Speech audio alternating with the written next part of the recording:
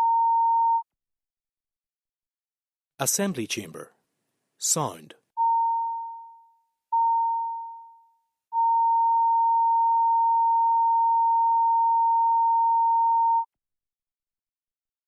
Assembly Chamber. Sound.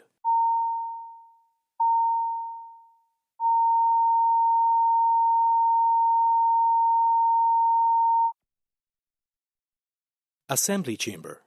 Sound.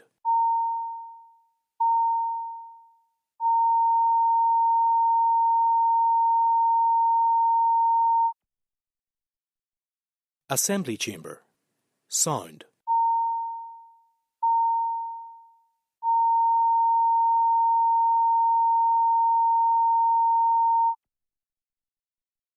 Assembly Chamber. Sound.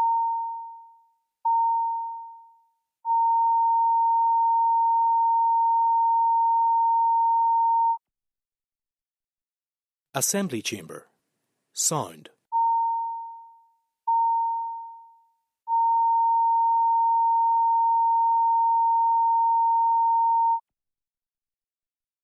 Assembly Chamber.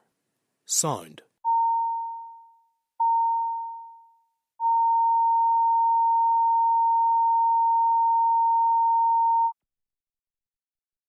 Assembly Chamber. Sound.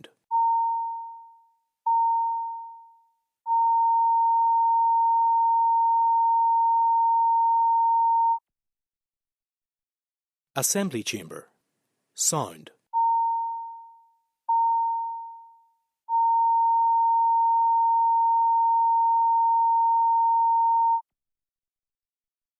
Assembly Chamber. Sound.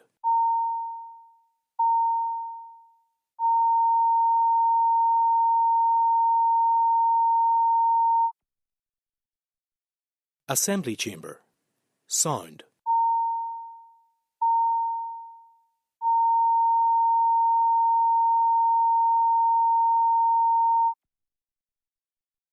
Assembly Chamber.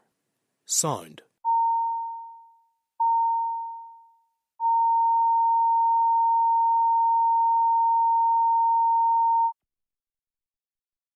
Assembly Chamber. Sound.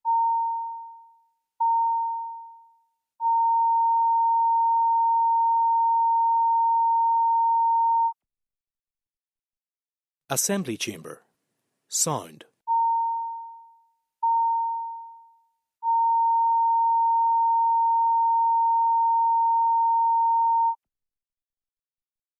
Assembly Chamber. Sound.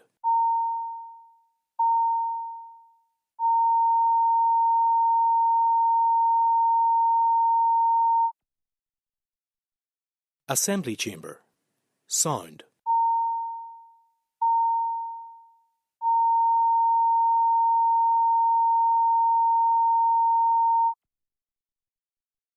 Assembly Chamber. Sound. Order. The sitting is resumed. We move to questions to the Minister of Finance, and I call Philip Brett. Minister.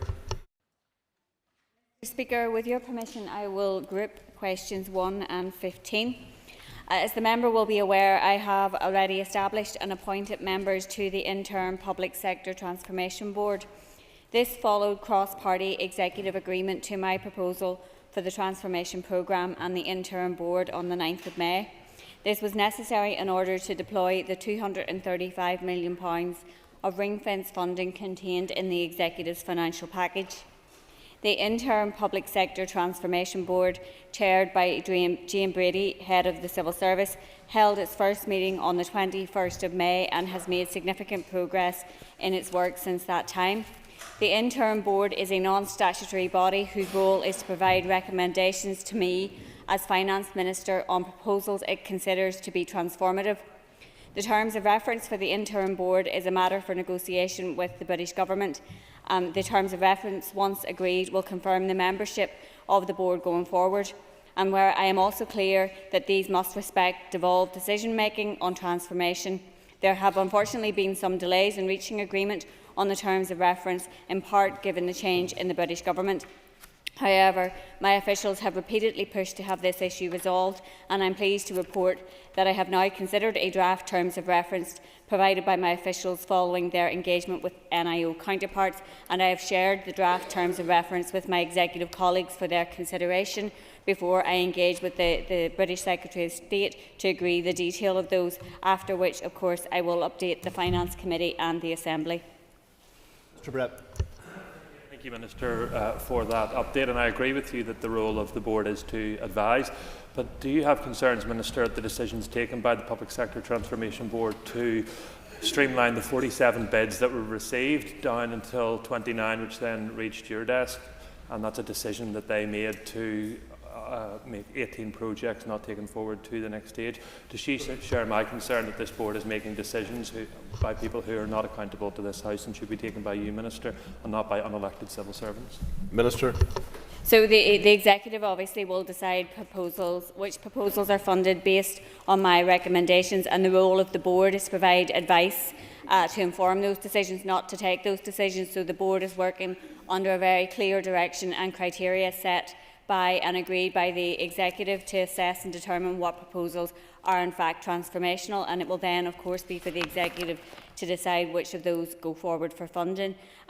The head of the civil service, in her role as chair of the interim board, has kept me updated, and I have met with her on a number of occasions. She advised me of the approach in relation to proposals that were being taken forward, and as the member has outlined, 29 proposals out of the 47 were considered to be transformational and to move forward to the next stage. 11 of those have moved to a stage 2 assessment, and 18 are within a digital landscape review. There are a number of proposals that are no longer moving forward at this point, but the board's role very clearly is to assess whether the proposals are transformative, provide advice to me on that basis, and that's in keeping with the approach that was agreed by the Executive. Peter Martin.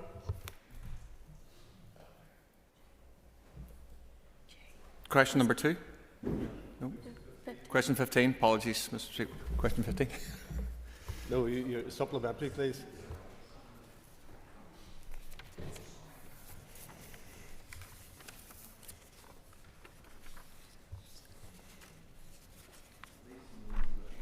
Point in time. Mr. Speaker, I don't have a supplementary. Okay, Matthew.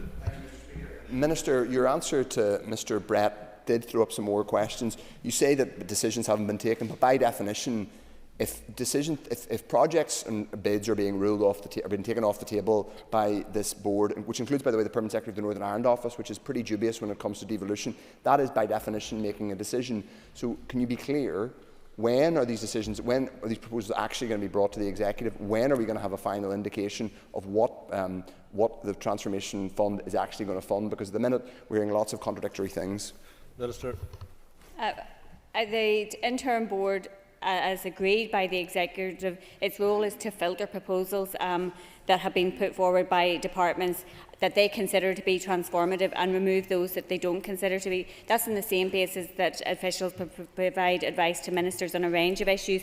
The final decisions on which projects will be selected will be made by the Executive following a recommendation from me as Finance Minister. The Executive will make its final decision based on a short list of transformative proposals put forward. I know that officials updated the committee very recently in relation to the Transformation Board and indicated that a stage 2 process has been conducted. I understand that the Transformation Board is to meet later this week, and I will receive advice then in relation to how those bids have progressed, and will be then taking proposals to the Executive in relation to that. Nicola Brogan. Can the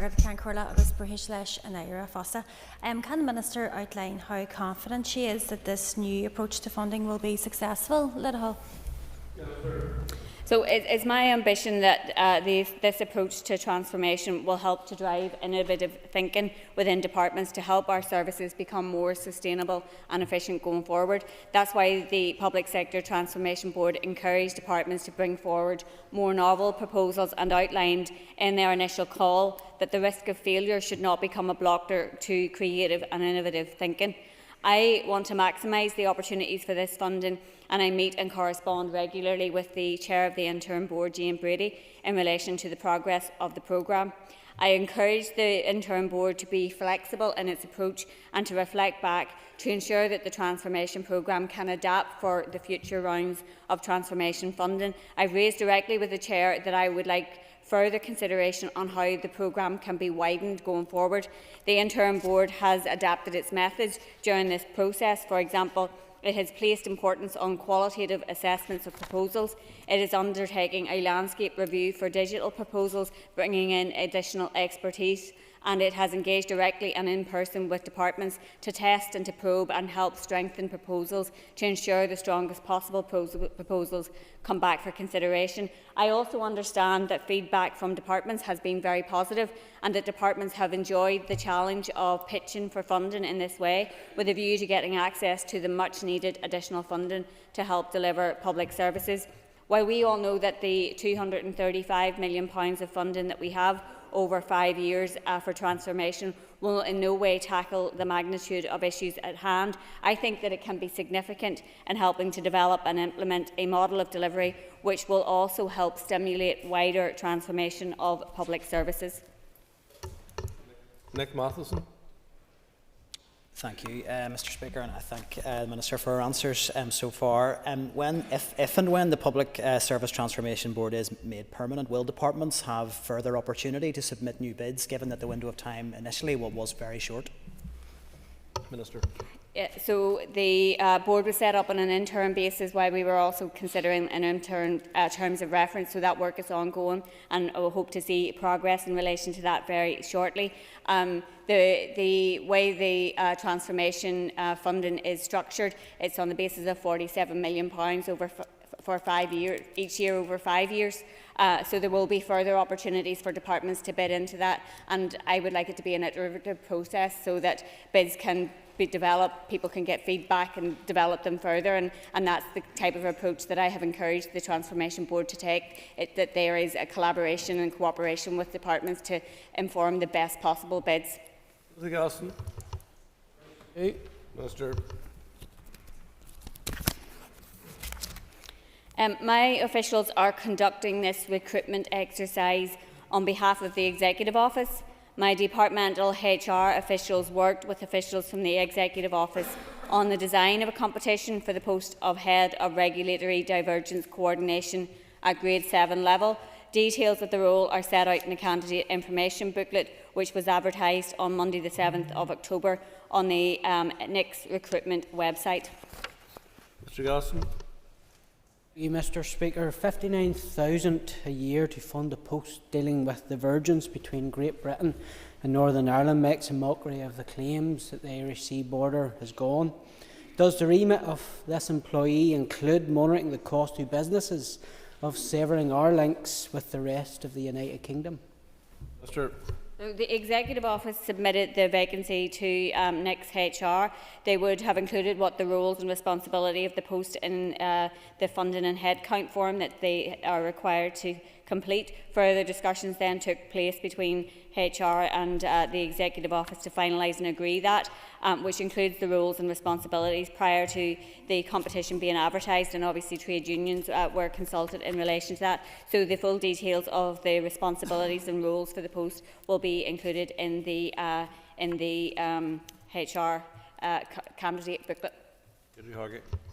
Thank you. Could the Minister further expand on how the roles and responsibilities for the post were determined? Minister. So, as I outlined it in response to Mr Gaston there, it would have been a process between the Executive Office and NIC's HR in my department to understand what the role or that the individual would be required to undertake and the responsibility of that post. And obviously that process would have been conducted and engagement would have been had in relation to the role with trade union side also prior to the competition being launched. Minister, can I ask what the relationship will be between the post and organisation with the Windsor Framework Scrutiny Committee, please? Minister. Well, some of the responsibilities of the post include the potential managing the or coordinating the NIC's management of potential or material regulatory divergence, stemming from compliance with the Windsor Framework, leading on the administrative and maintenance of the Executive Office's EU law information tracking system, coordinating NIC's engagement with the British Government's post-EU exit common frameworks programme, coordinating engagement with the British Government on retained EU law and its implementing legislation programme, and representing NICs on the above issues with the British Government, Scottish Government and Welsh colleagues, and providing quality and timely briefing to ministers and officials, and obviously leading a small team operating in a fast-paced, high-profile policy portfolio. So there will be, I would imagine it would be for the Executive Office to determine what the engagement would be with the relevant committees.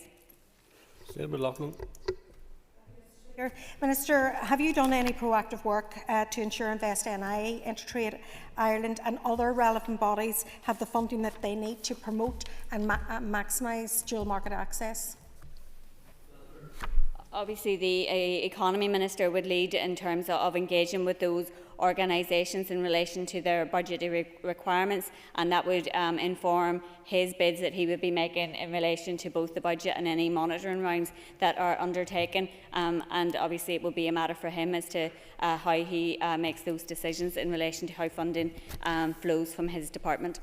Maurice Bradley. Question 3. Minister. My department is currently assessing its entire accommodation requirements as part of the NIC's estate strategy, which includes its plans up to 2035.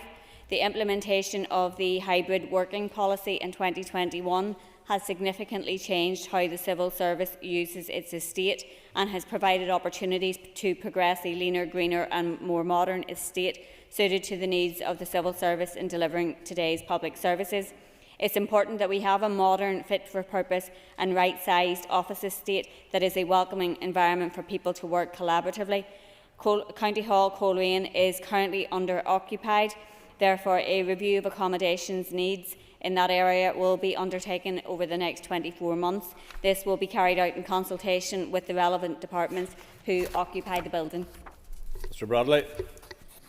Thank the Minister for her answer there. But Minister, the Minister for Communities made a welcome announcement of 1,000 new jobs across Northern Ireland recently. What discussions have taken place with your department and the Department of Communities in relation to job creation in Coleraine in the light of Coleraine site missing out on the recent DWP opportunities? Minister. I haven't had any direct correspondence in relation to that issue from the Minister for Communities. Obviously, we are committed to ensuring that there is regional balance in relation to our office estate, and therefore I'm happy to engage with the Minister or anyone else on that basis. Ciara Ferguson. Thank you, Mr Speaker. Can I ask the Minister what steps has the Department taken to ensure or achieve a regional balance when placing civil service jobs and posts? Thank you. Civil service staff are posted in accommodation right across the north, both in the Department of Finance's office estate and in buildings owned or leased by other departments. 6 Connect 2 hubs were opened in August 2022, allowing staff to work remotely at 6 regional locations in Ballykelly, Ballymena, Bangor, Craigavon, Downpatrick and Omagh as an occasional alternative to working from home or in their designated workplace. The Civil Service has also implemented a hybrid working policy which helps support regional balance by affording its workforce more choice about their working location, allowing a mix of workplace, home and remote working. As a major employer, the Civil Service recognises the potential benefits of hybrid working in contributing to regional balance. Therefore, hybrid working is available where possible for all employment opportunities offered by the Civil Service. Decisions about where civil service staff need to be located to perform their work duties are for departments to consider. Individual departments determine the number, type and grade of posts at each location. Kelly Armstrong. Mr Speaker, and thank you, Minister. Minister, you have talked about the accommodation requirement review undergoing. That may well lead to rationalisation of estate. Is there any option or a policy that could be brought forward with the Minister for Communities to have a change of use to provide first refusal for housing options, given we're in a housing crisis? Minister. there is a disposal process that is undertaken in relation to any surplus buildings, and that's something that I am actually keen to look at and review, and to make sure that it is fit for purpose, including in relation to community asset transfer. And so I would be open to any conversations about how we can best utilise the buildings that we have and how we can pass those on, and ensure that we obviously get value for money for them, but that they can go to the uses that are most needed in our communities also. Orlea Flynn. Good to can call you. Question number 4, please. Mr. Speaker, with your permission, I will answer questions 4 and 5 together. In the autumn budget announced on the 30th of October, the British Chancellor set out the Executive's final funding envelope for 24-25 and the funding envelope for the first phase of the spending review for 25-26. For 24-25, the Executive will receive Barnett consequentials of £609.3 million resource DEL and £30.4 million capital DEL above the Westminster main estimate position, on top of the £308.9 million of additional Barnett consequential received from the spring budget and Westminster main estimates, which was allocated in June monitoring. This makes a total of £918.2 million additional resource DEL funding in 24-25. This level of in-year funding is unprecedented outside of COVID and reflects the extent of the impact on public services of 14 years of Tory austerity. While this funding is welcome and will come some way towards meeting current in-year pressures, significant challenges do remain for the Executive. I will bring proposals on the allocation of the available resource and capital DEL for 24-25 as part of the October monitoring round.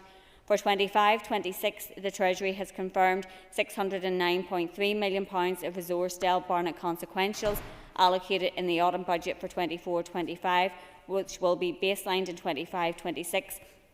This approach has not been taken for the autumn budget capital DEL consequentials.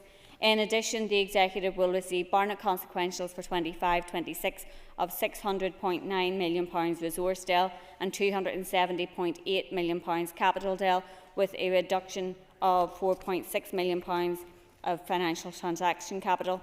Including the restoration package, the Executive will receive a further £68.7 million resource DEL and £91.6 million capital DEL of non-Barnett funding.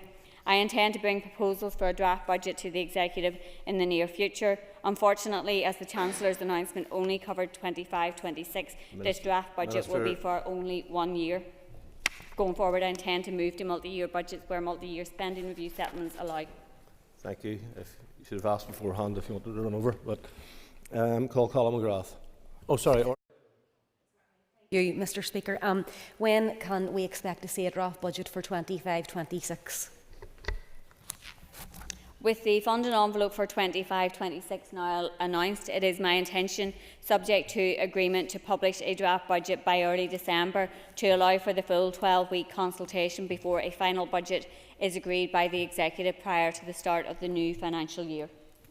Colin McGrath.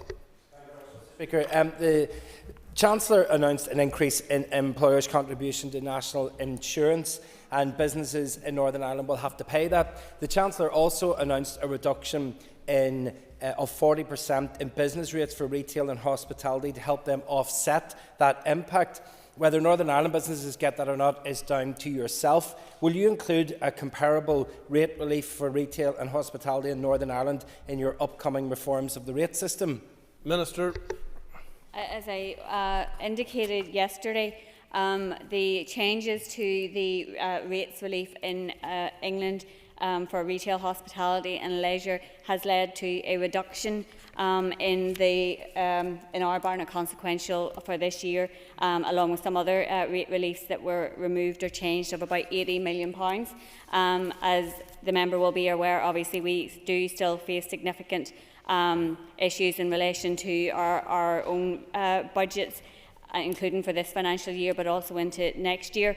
I do recognise the many challenges facing businesses. I recognise that the increase in national insurance and and real living wage and national minimum wage will also put additional challenges on our businesses. So I'm keen to work with businesses, and we'll be looking at how we can work together to address some of those challenges.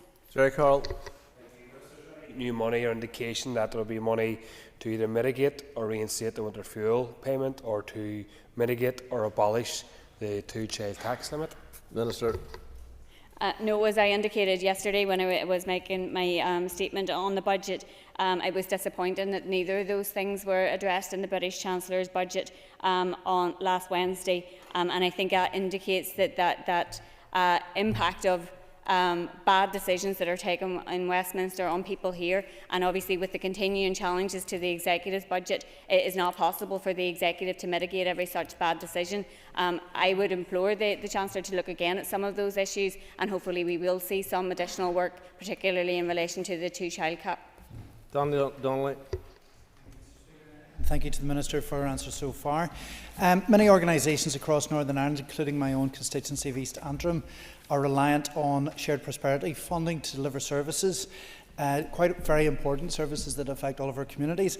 What is the Minister's assessment of the announcement of £900 million of transitional funding for the Shared Prosperity Fund, and the impact?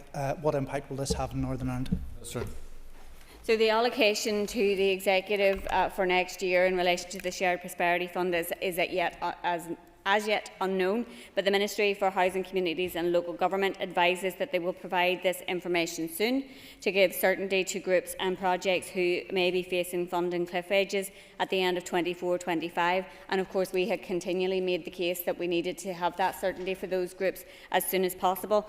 I understand this is a discrete pot of funding for the 25-26 year, and a revised Shared Prosperity Fund perspective is being developed beyond that. I recognise that the £900 million represents a 40% reduction in the shared prosperity funding from 24-25, and that's obviously not what I or the groups out there want to hear. I can say this is a transition year, and for that post-26 funding, I would fully expect a co-designed programme focusing on our priorities and delivered through the Executive to achieve positive outcomes for our citizens, and I think no less than co-design is acceptable in relation to that, and I will be continuing to impress that upon British ministers. Donny Baker. Question number 6. Minister. To encourage young people to join the civil service, a range of measures have been introduced, including the increased use of external recruitment and expansion of entry routes into the civil service. For example, developing new apprenticeship schemes, launching a new civil service skills academy and graduate management programme, increasing the number of annual 51-week student placements on offer, and facilitating job start work experience opportunities for unemployed young people, as well as removal of qualifications from eligibility criteria to enable those not academically qualified to apply for civil service jobs, the use of social media and digital recruitment advertising channels that are typically accessed by young people, participation in events to promote the civil service as an inclusive employer, such as Belfast Mila, Pride and National Inclusion Week, increased engagement with the education sector through university recruitment fairs and careers webinars to promote the range of careers available, and facilitating work placements through the Civil Service Work Experience Scheme. Mr. Baker. And thank you, Minister, for your answer. Can I ask what outreach work has taken place and that's aimed to encourage young people to join the civil service and the opportunities available? Minister. So the Civil Service undertakes a programme of outreach with the education sector to promote the careers opportunities available. Over the last 12 months, the Civil Service has participated in careers fairs and events with schools, regularly engaged with local universities, including participation in careers fairs, career exploration days and networking.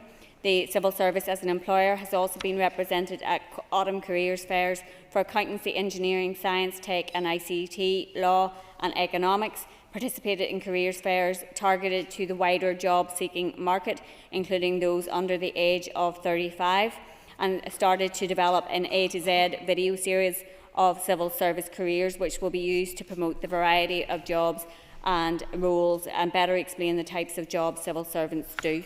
Hunter. And I thank the Minister for her answers so far. Minister, I'm mindful in our document Make a Change programme about the civil service. We want to see a civil service that has young people, people from diverse backgrounds, and I'm mindful in years to come 70% of our grade 5s within our civil service are due to retire. What more can we do with the young people in our civil service to upskill them and to keep them within our civil service and upgrading each and every year with personal development? Minister. Yeah, and I agree with the member. I think it is important not only to attract and recruit more young people into the civil service, but also to support those young people that are in there through continuous professional development. And there is a significant programme throughout the civil service, and if the member would like to write to me, I can provide her with additional information in relation to that. Deborah Erskine. Thank you, Mr. Speaker. Question 7. Minister.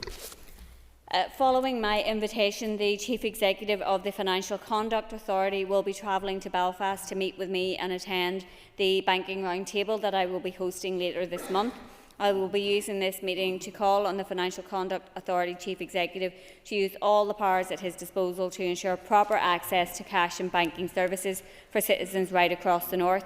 The roundtable will then provide a valuable platform for a range of key stakeholders to put their concerns around access to cash directly to the Financial Conduct Authority and to discuss how the new rules can help our communities in that regard.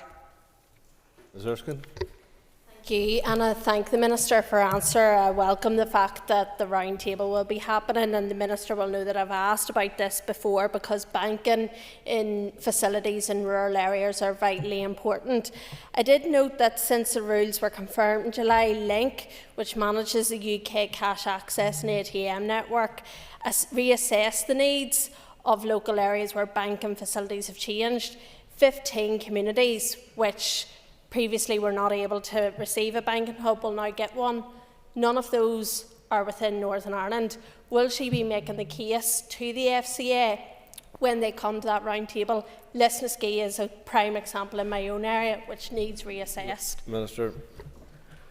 And the issue of how need is assessed and the criteria used is an issue that I had raised in my previous roundtable, which did include representatives from Link and Cash Access UK and other senior representatives of high street banks and building societies. I tested within the industry whether the assessment process to qualify for a banking hub is suitable. So that is something that I am happy to take up again with the Financial Conduct Authority. Obviously, we'll have to see how the new rules that they have announced embed, but if we're already getting feedback that it didn't change the assessment outcomes, then that's something I think we need to explore further. Thank you, Minister. And Minister, given the high cost of insurance here in the North, will the opportunity be taken at the round table to discuss what steps could be taken in relation to that cost? So, as I mentioned, I had met recently with industry bodies to express my concerns in relation to the increase in insurance costs, which are adding further financial pressure to households, businesses and communities here, and to challenge them on what the sector is doing to contain costs. Industry bodies argue that the increases are being driven by a number of factors, some of which are being experienced globally due to inflationary pressures in the industry, while others appear to be more specific to the market here. My officials continue to engage with the FCA and the Treasury in relation to local factors affecting insurance prices here in the North to see what action they can take to help consumers. I'm pleased that the Secretary of State for Transport, Louise Hay, has written inviting me and I have agreed to attend a cross-party, cross-government meeting of the task force on the cost of motor insurance, and I intend on ensuring local issues in the North are not overlooked in relation to that. I expect the main focus of discussion at the banking roundtable to be on the key issues in development around access to cash and banking services that are impacting here. But the rising insurance premiums and the impact of those on citizens and business here will form part of my separate discussions with the FCA Chief Executive on the same day, given that they have responsibilities as the regulator for the insurance sector. Move to topical questions. To call Matthew O'Toole. Minister, you've said that there's a negative Barnett consequential, i.e. it reduces the block grant from the business rates measures in England. I take you at face value on that, but it does seem bizarre that next year the Treasury Red Book scores a £1.7 billion measure on business rates in England, but that doesn't accrue to any money here. Are you sure that we don't get any extra money as of next year in terms of those business rates measures? And even if we don't, isn't it the only policy tool that we have locally to properly help small hospitality and retail? Minister. Well, after the statement that I presented to the Assembly yesterday, officials have been having further engagement with Treasury and have checked the figures in relation to business rates, and unfortunately it is the case that 80 million has been taken out of our funding for business rates for next year. That means that any move to provide more support would have to come from the Executive's existing resources, and I think the challenges in relation to that have been well documented. As I said to your colleague, I remain hugely sympathetic to businesses facing so many pressures, and my engagement with them since taking up post has made it clear. They have made it clear that there are many challenges after the pandemic, including rising energy prices and inflationary pressures across a whole range of goods and services. And then also, as I mentioned, we have those other changes that were announced by the Chancellor that will also impact in relation to national insurance, national living wage and national minimum wage. And as I mentioned to Mr Carroll, it highlights when bad decisions are being made at Westminster, they impact here as well, and the Executive is not in the position to continue to mitigate every single bad decision. It's also important to emphasise that the Executive is already providing £275 million of rate relief to support businesses, but every pound that we spend on rate relief does mean either reduced revenue for public services, as you mentioned, it's our only tool to raise revenue, or higher rates bills for other homes and businesses. So I have put forward proposals in relation to our rating system and have asked the Executive for their agreement to take those forward. Mr O'Toole. Minister, it's important to say I acknowledge bad decisions are made in London, but that can't be everything we talk about when we come to this chamber. To be honest, we have to talk about the power that you have to improve the lives of workers, families and businesses in the north. So let's be clear. You do have the power to review the rating system. The Treasury announced last week that they're reviewing how business rates work in England to move it away, to put more tax on big warehouses such as Amazon and less business rates on small retail and hospitality and high street. You've now been looking at this for months on end. Are you going to do likewise in Northern Ireland? Minister. Well, I don't think that that's the only thing that I talk about in this chamber. I think I talk about quite a lot of things other than bad decisions made at Westminster, including how I negotiated an interim fiscal framework which has provided hundreds of £millions additional for this Executive and Assembly to be able to spend. I have recognised the challenges facing business. As I have said on a number of occasions, I have brought short, medium and long-term proposals to the Executive in relation to our rating system. I think it's important that our rating system is as fair, progressive and equitable as possible, that we have a system that aligns with what we're trying to achieve economically and socially, and that we create an environment which supports businesses to start up, to thrive, to create jobs. And I am committed to working across the Executive and with business organisations and others across society to ensure that we have the best system possible, and that any rate release that we have in place are ensuring that they continue to meet the policy objective that they were put in place to do. Diane Forsyth. Thank you, Mr Speaker. Childcare was identified as a key priority of this Executive with the £25 million measures announced last May. Within that, there was £2 million that was allocated for the Department or for the Economy Minister to distribute for childcare support to providers, and to date the providers are indicating they haven't received or saw any of that. Given the budget announcements and the extreme pressure on this sector, would the Finance Minister consider intercepting here to apply that £2 million before the end of March to potentially rates relief for childcare providers? Minister. Obviously, it was a good thing that the Executive was able to agree that £25 million to support our childcare sector, and there was a number of measures, as you have mentioned, underneath that, which were supported by that funding.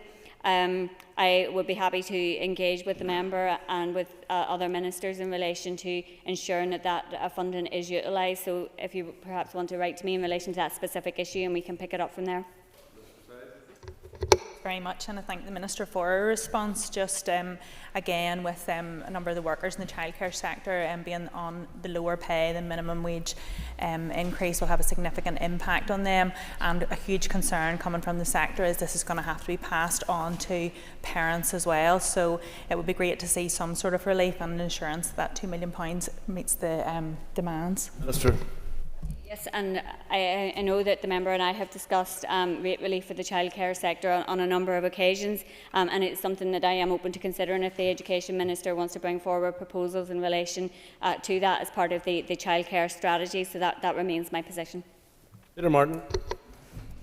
Speaker, can I ask the Minister, is she specifically considering removing rates relief for university accommodation in Northern Ireland? Sure. So I don't want to get into all of the specific measures, but there have been no specific decisions in respect of removing particular rate release. I want to ensure that the rate release that we do have in place continue to meet the policy objectives that they were put in place to do.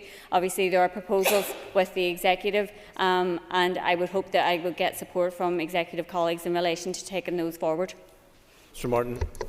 Thank you very much, and I want to thank the Minister for her answer there. Can I ask, is the Minister cognizant that if this rate relief is removed, that perhaps these institutions may be forced to pass on the cost directly to students?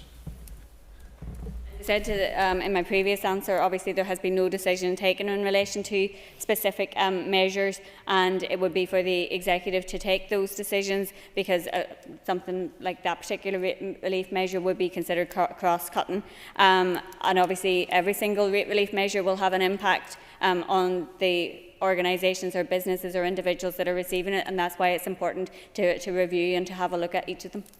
Trevor Clark.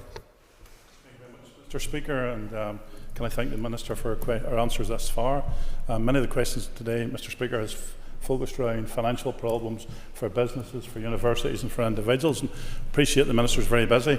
But can I ask the Minister, in relation to her civil service guide for language guide, the language guide that indicates now that I refer to a woman by calling her a mix or a mux, and how much this actually cost her department, given she's so busy with sensible things that need addressed, as opposed to nonsensical stuff like this? Minister. Well, I don't agree with the member's assessment that it's nonsensical. I think the civil service is committed to building a diverse and inclusive workplace that reflects the society that we serve. But I can confirm that there was no cost in developing the guide, which was developed by staff in-house in consultation with external stakeholders. Mr. Clark. Mr. Speaker, through yourself to the Minister, that she supports this guide and hasn't taken any cognizance of those others who may be offended by some of these new terminologies. I'm sure my colleagues to my left and to my right would much prefer to be called by their proper titles as opposed to some manufactured title that's been created by the Civil Service. Are you, Minister, supporting this document and its outworkings within the Civil Service? Minister. The development and the publication of the Inclusive Language Guide was a commitment in the 24-25 Civil Service Diversity Action Plan, and is a part of our wide-ranging work on equality, diversity and inclusion. It was developed to promote understanding of the important role that language actually plays in creating an inclusive workplace, aims to empower civil servants to consider how the language that they use can impact others, and the potential it has to make somebody feel uncomfortable or isolated or unwelcome or excluded. And I would actually take issue with the members' comments in relation to titles, because some women don't like to be defined by their marital status, and that's just a matter of fact as well. Stephen Dunn. Mr. Speaker, can the Minister outline, as part of your review of the rate system, whether you have any plans to introduce tougher measures to those people who are not paying their rates bills?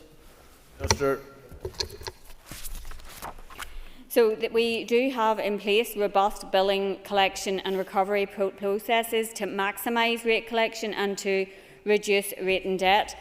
This includes issuing annual bills, issuing final demands for payments, recovery procedures including formal written correspondence, emails and direct telephone contact with ratepayers, legal recovery against persistent non-payment including progression through the magistrate courts, the Enforcement of Judgments Office and bankruptcy proceedings, Ratepayers experiencing financial difficulties, of course, are encouraged to contact LPS to discuss payment options, which can include restructuring current payment plans or establishing longer-term payment arrangements to enable payment of rate arrears. Mr Dunn. I thank the Minister for your answer. I know you have recently spoken about wanting to create a rate system that is fair and equitable, and I suppose, do you agree that it is fair to raise rates on residents who may be faithfully paying each year, whilst ignoring the $175 million in the last financial year of unpaid rates? Minister.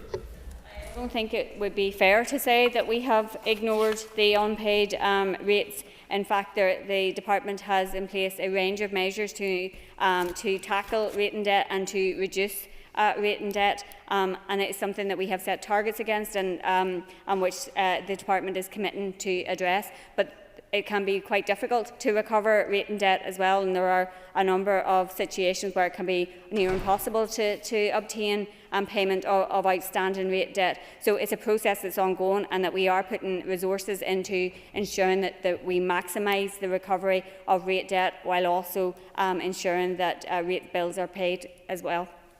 Nicola Rogan. Can the Minister provide an update on proposed changes to the rating system, please? So members will be aware that when I was last in the Chamber for oral questions on the 14th of October, I highlighted my short, medium and long-term proposals for the rating system were with the Executive for consideration. That remains the case. I had hoped by now that I would have secured executive agreement to my proposals, and as a result would have been in a position to update the House on the way forward.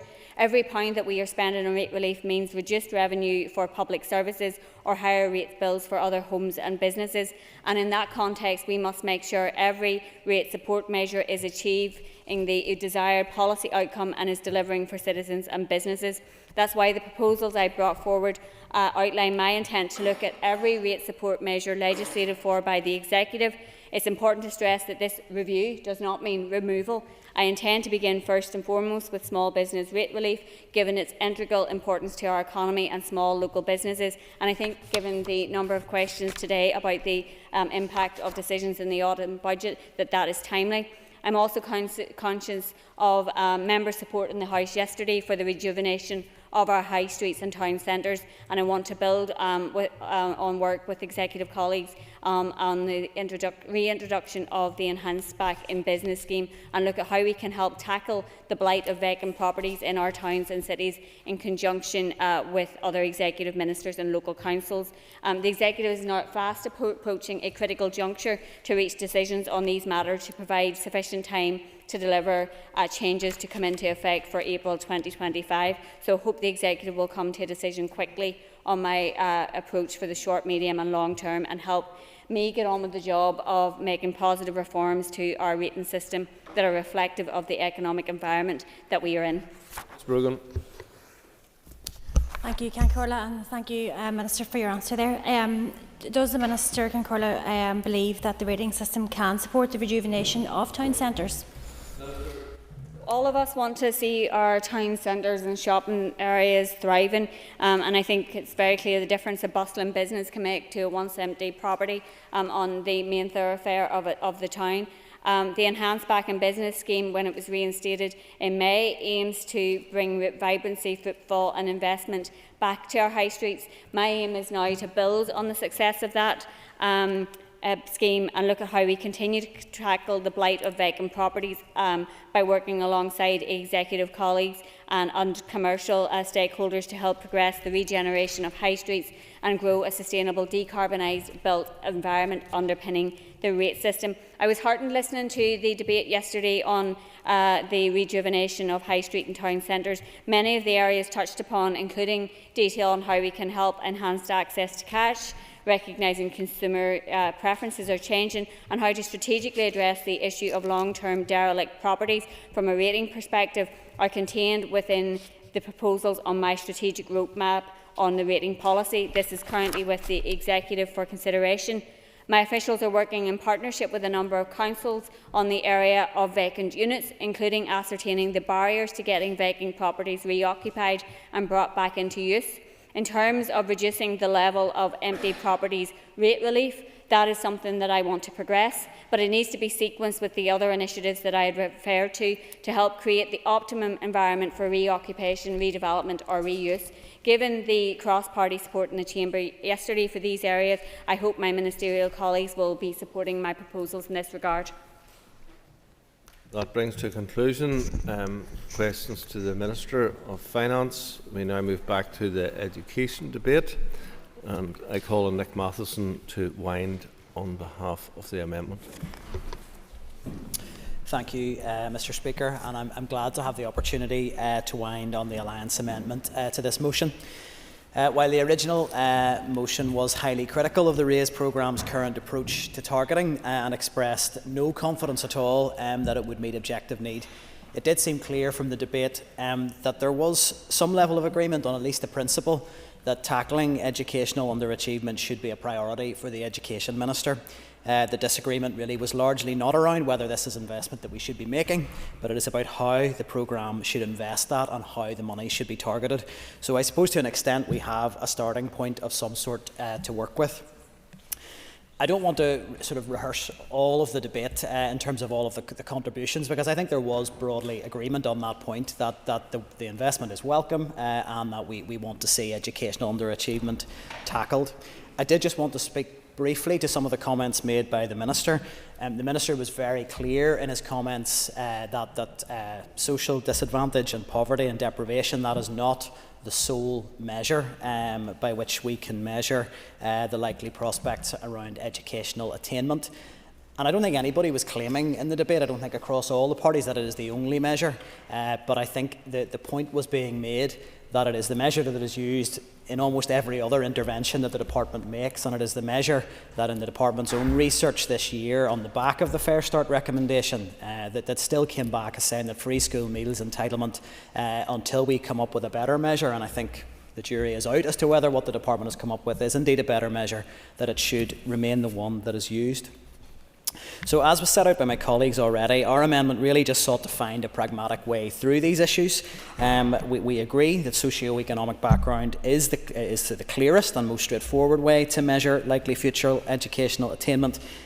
We don't agree that the programme will absolutely fundamentally not deliver based on objective need. For some areas and for many children who will benefit from this investment, it may well achieve on that aim. And I would also be concerned, just if we did go to sort of a full design of an entirely new programme, that it would cause perhaps unnecessary disruption and delay. But it is clear to me that the complex formula, which still I don't think has been fully unpicked, that the Department has used, not really clear how all of the different elements to it have been weighted, coupled with what I still maintain was the unhelpful publication of lists of schools that were potentially going to be in scope for this programme, have severely dented public confidence in the effectiveness and rationale behind the targeting of this programme.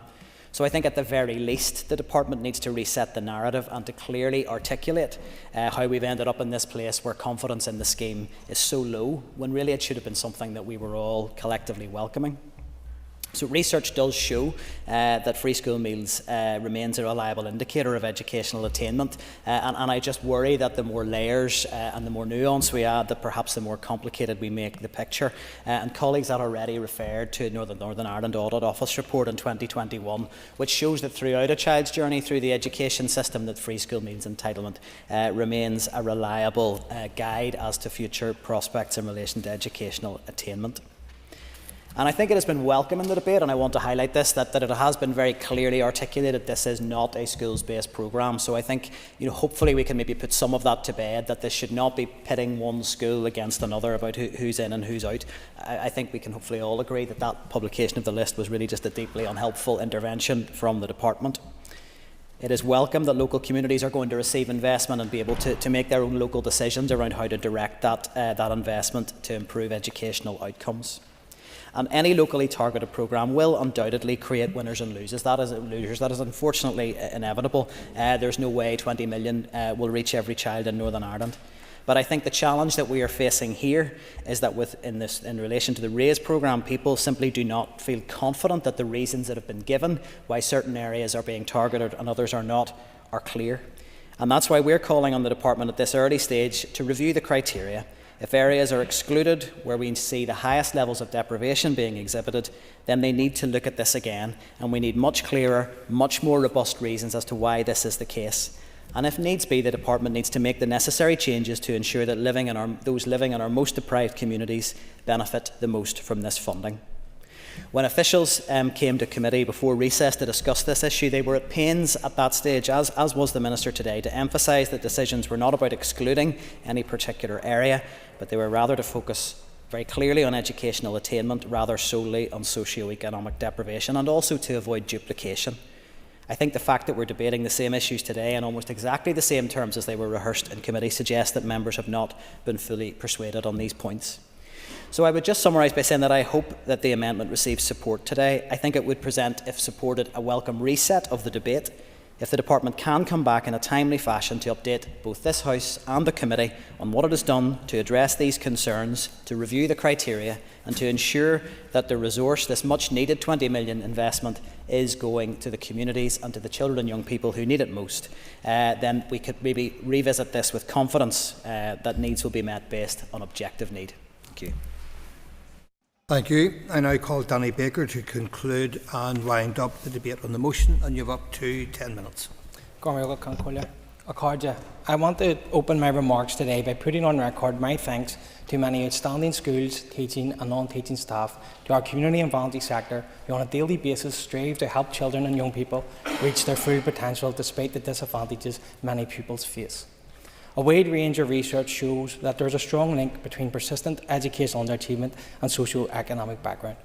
Young people who do not succeed at school are more likely to be unemployed, to suffer from poor health, to die young, and to be a victim of crime or to have to deal with addiction. This means that tackling educational underachievement is vital to improving the outcomes of our most disadvantaged young people. It is also fundamental to improving our society. At present, the North has a long tail of underachievement. This is the context to which the RAISE programme is going to be rolled out. It is very clear from today's debate that there are many different opinions exist in regard to the RAISE programme and how it aims to tackle underachievement. Any objective analysis demonstrates that the Minister and his department, regardless of his facts, are reallocating funds in a manner that punishes poverty and rewards wealth. Absolutely. Given way and on that theme of facts, the Minister alluded to, does he think it's people may have gathered from the Minister's intention based on the schools that were deemed eligible on the Department of Education website put up by the Minister's staff and team, that's how people have drawn this conclusion, as you said, that some schools are gaining and some wealthy schools are not, that it's actually from the Minister's own intervention that people have drawn those conclusions? Thank you. Absolutely, and on that list there was 2/3 of grammar schools could possibly attain of this funding. Absolutely. I have deep concerns about the data and the indicators that were chosen to identify the localities in which this programme will operate. They are flawed and not fit for purpose, in my opinion. Due to the cuts imposed from London, our education system has limited resources, and we should be targeting any additional funding to where it is needed most.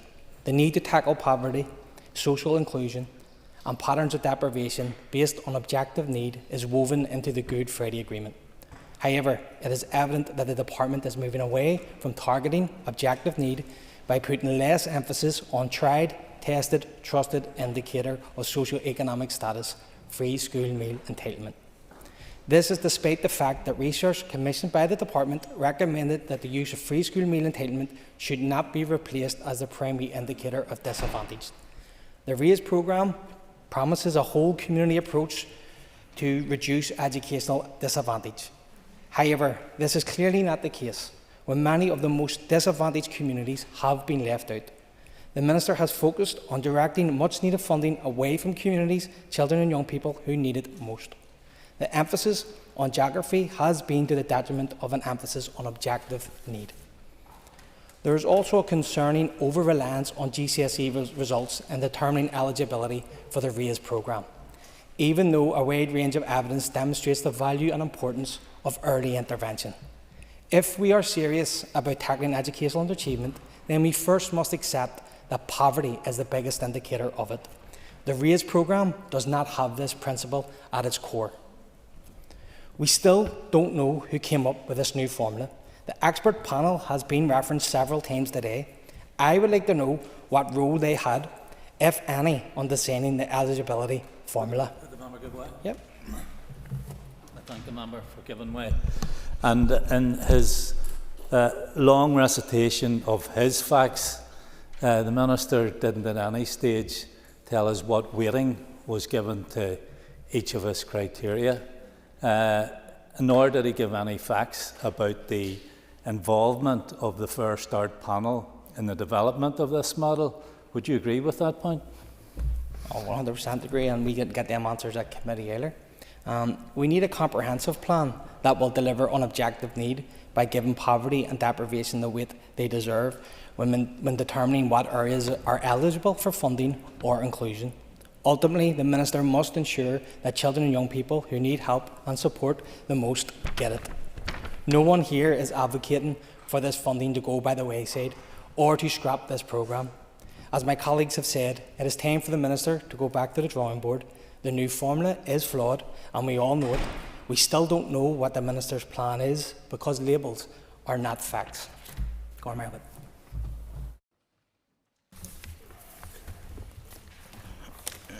Okay, thank you. The question is that the amendment standing in the name of Nick Matheson, Michelle Guy, Conor Egan and Sean Mulholland be made. All those in favour say aye. Aye. Contrary, no. The ayes have it. The ayes have it. The question is that the motion as amended be agreed. All those in favour say aye. Aye. Contrary, no. No. I think the ayes have it.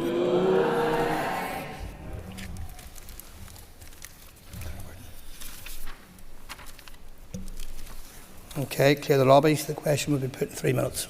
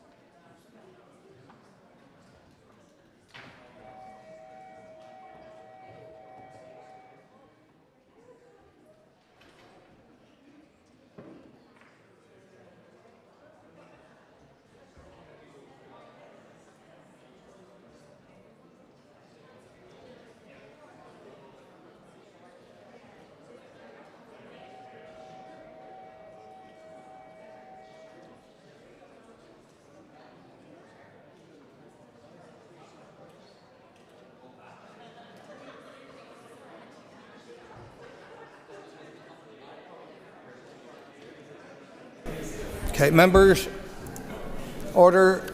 Members should resume their seats.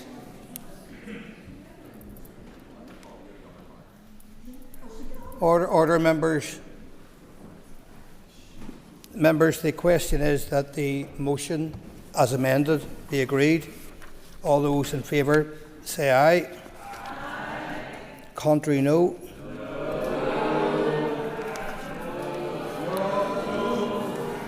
I think the ayes have it. Do we have tellers?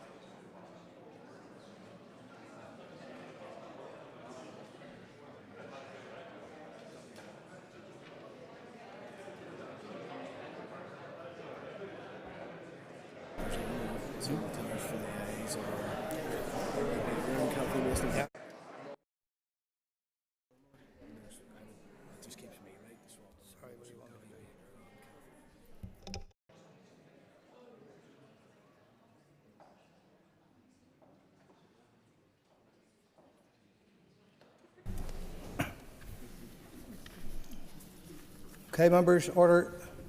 Tellers have been appointed as follows. Tellers for the ayes are Danny Baker and Cathy Mason. Tellers for the noes are Trevor Clark and Diane Forsyth. Clear the lobbies. The Assembly will divide ayes to my right and noes to my left.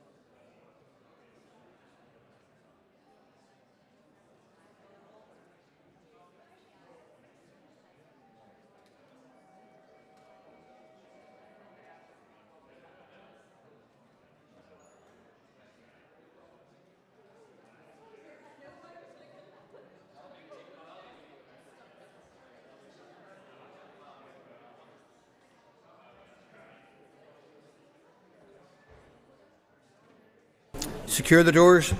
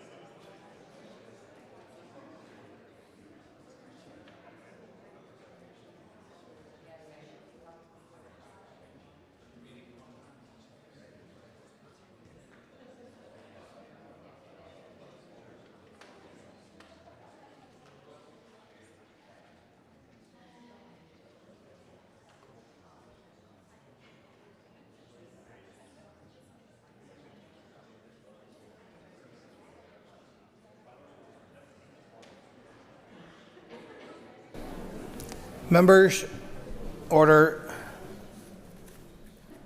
Order, members. The clerk will read the result. 68 members voted, 46 members voted aye, 22 members voted no. The motion is carried. The amendment, the motion as amended is carried. Unfasten the doors.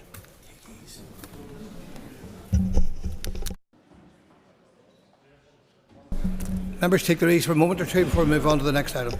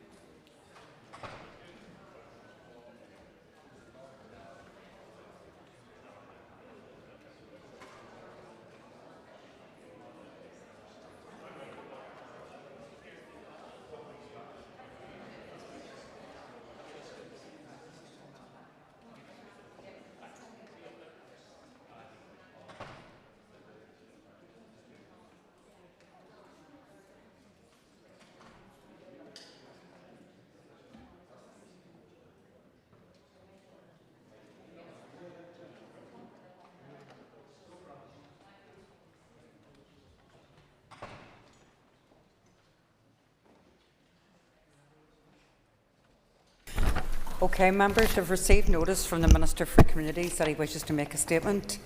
And before I call the Minister, I just want to remind members that they must be concise in asking their question, as is not an opportunity for debate and long introductions. Minister. Good luck with that, Principal Deputy Speaker. Today I wish to make a statement regarding additional funding for debt advice in Northern Ireland. Problem debt can have a devastating impact on individuals and families. It's harmful to physical and mental health and can take its toll on relationships with family and friends. Around 12% of adults in Northern Ireland are in need of debt advice.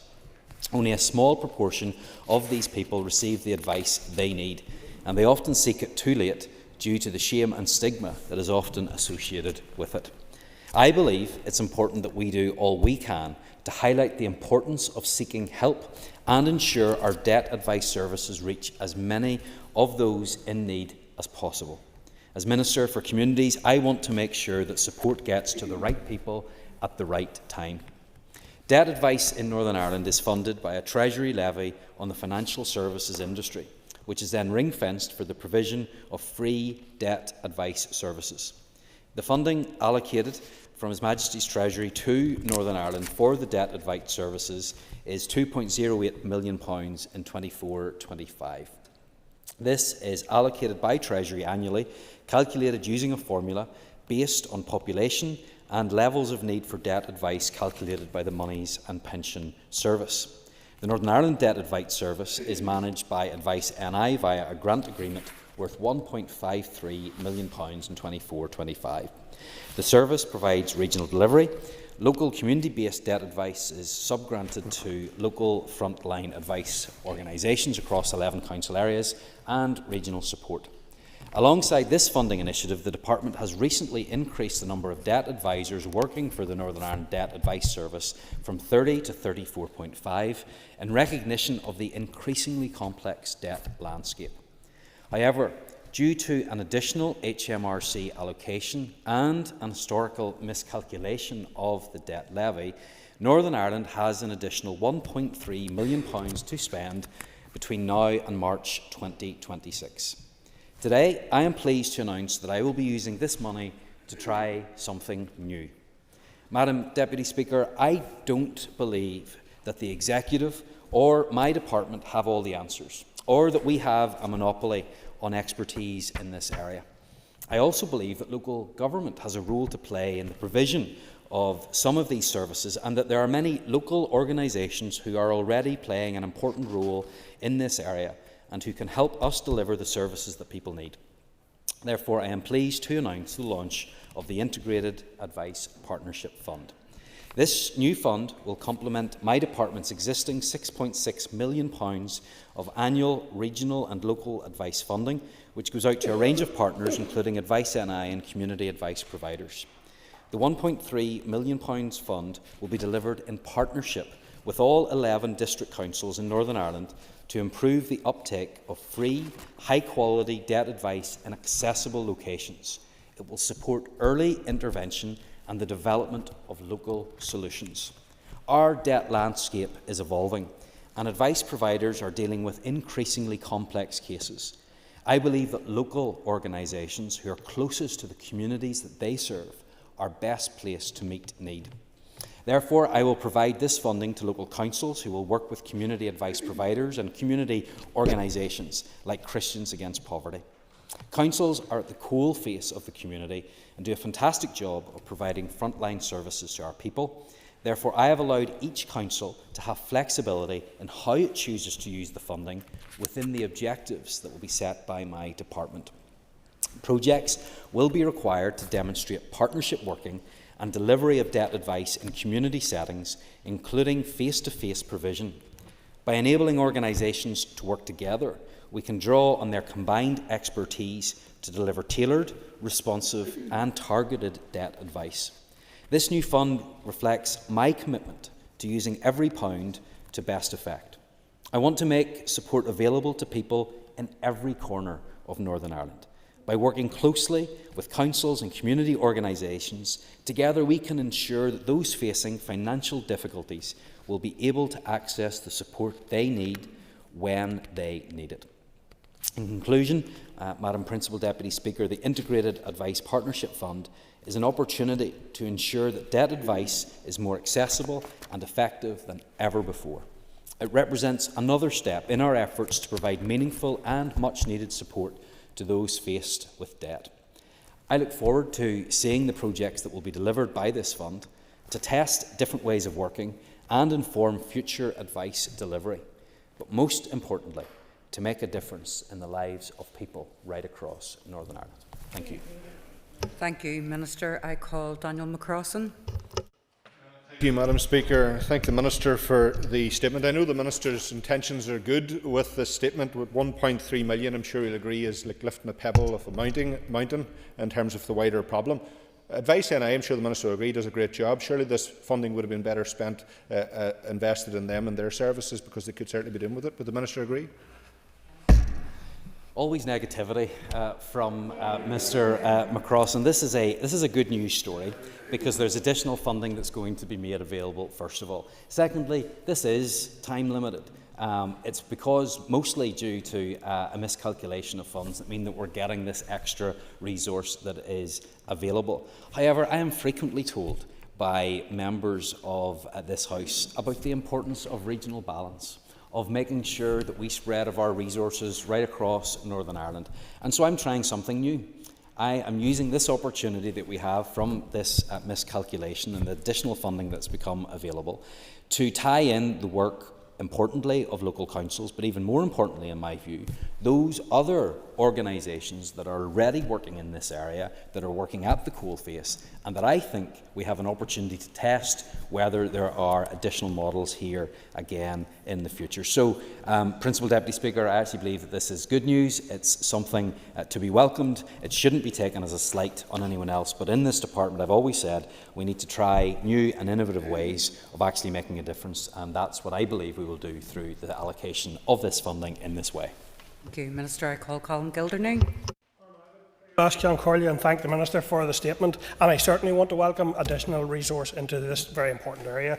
Debt and its impact can be devastating for individuals and families. And the Minister will be aware that there is a very tightly controlled quality and regulation around advice in debt, and you have referred to the complexity and leading that. So what discussions have you had with councils to see? I also want to acknowledge those people already working in the area. So what discussions have you had with council to assess their capacity to deliver this without negatively impacting the existing providers, and also how will you assess the outcome and evaluate the outcome of this new way of working? Minister. Well, yes, as the member will expect, I have already been speaking to councils about this to make sure that there is agreement in principle before we move forward with the announcement, and that certainly is the case, and there's a willingness to do that. Of course, we will take a look. One of the reasons why we are doing this is to make sure that we get the evidence back to see whether or not this is a model that could be taken forward in the future. So, of course, we will analyse it and see what is able to be delivered. But I think it is important that we take this opportunity to look at the other providers that are out there. And for me, it was really important that we get into all parts of Northern Ireland, right into the heart of the community, into health, education, church settings, so that we can ensure that this advice is available in the local areas that people find themselves in, because we have a problem with the uptake of this advice. That's why I'm getting those involved. But of course we want to test that out and make sure that it is being spent well. Thank you. Minister, I call Deborah Erskine. Deputy Speaker, and I thank the Minister for his statement, and I welcome this move, given that there was a cut to winter fuel payment. We could see an increase to debt services this year, so I thank the Minister, because he is a Minister who is thinking about support for people on the ground. But could the Minister clarify for me exactly how much Fermanagh and Mid-Ulster District Councils will receive, and could he indicate whether he will consider extending support beyond 2026 if this scheme is successful? Because I know in my own council areas each year services are stretched, and so is funding, and this funding will be of huge support to their services. Minister. Well, I'm grateful to the member and for the fact that she acknowledges that this is about getting out into every part of Northern Ireland and bringing this advice to where people are, and that's why it's so important to test this to see if this is something that could happen in the future. Obviously, we only have the funding until 2026, but I think it would be useful for us to consider whether or not a model like this is worth taking forward when that time comes and when we can reevaluate what resources we have. In terms of resources, I did expect the member to ask about her own constituency, because she always does. I'm happy to announce that Fermanagh and Omagh will be receiving £86,802.84, and that Mid-Ulster will receive £105,828.12. Thank you, Minister. I call Shan Mulholland. Very much, Madam Madam Deputy Principal Speaker, and thank you very much, Minister. I, like the Chair of the Committee, will welcome any penny that goes into debt relief and to advice. I'm just wondering if you can elaborate. You mentioned there about the different councils getting different funding, so I'm just wondering if you can elaborate on the distribution, and also will there be anything built into the criteria to ensure this reaches the most vulnerable groups, like those with disabilities or those in rural areas who have difficulty accessing face-to-face debt advice? Minister. So the calculation came about following an analysis of population of deprivation and adults in need, and that's how the funding formula has been reached. So 40% is based on your population, 40% is based on deprivation using the income deprivation model, and the remaining 20% was based on the results of the adults in need of debt advice survey. So that's why we have different calculations for different councils. There will of course be a criteria for the fund. They will be required to deliver holistic advice in community accessible settings such as health centres, education establishments or churches. It needs to be part of a collaborative partnership. It needs to demonstrate improved outcomes for people accessing the service. There will need to be included an aspect of face-to-face or in-person delivery, which I think is very important. They need to be able to share learning to inform future approaches, and it needs to be delivered by the 31st of March 2026. Thank you, Minister. I call Andy Allen. Deputy Speaker, and I'm sure the Minister, like many members around this House, will recognise in 2024 the vast array of lending options available to consumers, and in particular to young people. In that vein, can I ask the Minister what engagement he's had with his ministerial colleague, the Minister of Education, around taking in a preventative approach with younger people and providing advice and guidance within an education setting? Minister. I haven't had any direct conversations with the Minister of Education on this. However, there are discussions that take place at official level in regards to this. I'm a big supporter of making sure that our young people are financially literate, to make sure that they are aware of the perils of debt and have an understanding about spending as well. I'm more than happy to continue that collaboration that I know is ongoing, and if that needs intervention at a ministerial level between myself and Minister Given, I'm happy to do that. I call Ciara Ferguson. I too welcome the statement by the Minister and the additional £1.3 million expand and strengthen debt advice available across the North, particularly in partnership with our district councils. We know the great work that our district councils have worked with the department over the years, particularly during COVID, and how they can come with really innovative approaches. So I'd be really keen to hear, is there the flexibility around the submissions to the department for the allocations, what that can cover in the flexibility it can be created by the councils and the local communities themselves, and likewise I'd be interested to find out how much is going to foil constituency. Thank you. Minister, answer whatever question. There was three there. I'll see if I can remember as many as I can. Yes, absolutely. The whole point of doing this is that it won't be a one-size-fits-all approach. If it was, we wouldn't need to send it out to local councils or bring in their support. So the whole point of this is so that it can be flexible, because the needs, for example, in Mid and East Antrim might be very different from Fermanagh and Omagh or in Belfast or wherever else. So there will be that flexibility built in. They can come up with their own ideas, with their own proposals, and as long as it fits in with what I've outlined previously to Shannon Holland, that will be acceptable. We want to work with people on this to see how we can make sure we make most difference in people's lives. That's obviously going to be different depending on the area. And in terms of her own constituency, I can confirm that the sum will be £114,548.04. Thank you, Minister. Call Brian Kingston. Speaker, and I wish to commend the Minister for his innovative approach in establishing this Integrated Advice Partnership Fund and for recognising the local knowledge and expertise of our 11 district councils and ensuring that this additional £1.3 million from HM Treasury will be used to best effect in providing debt advice. So I wish to ask the Minister, perhaps he's already provided that detail, wanted to ask about the formula that has been used to determine the breakdown of funding across the 11 district councils, and if he's already covered that, I'd be grateful to know how much has been allocated to Belfast City Council. Minister. Again, there's another question that I had anticipated. Yes, so the reason why it has been broken down in the way that it is simply because I don't think that population alone takes account of the need that exists. He will understand that with the constituency that he represents. Population obviously is important, but we've also taken into consideration deprivation and the number of adults that are estimated to be in need of debt advice. And in terms of Belfast City Council, I'm happy to confirm that the sum that will be allocated to Belfast for this service is £248,253.48. Thank you, Minister. I call Kelly Armstrong. Very much, Principal Deputy Speaker. Minister, well, money is always welcome, and thank you very much for bringing this forward, and in particular to debt advice services.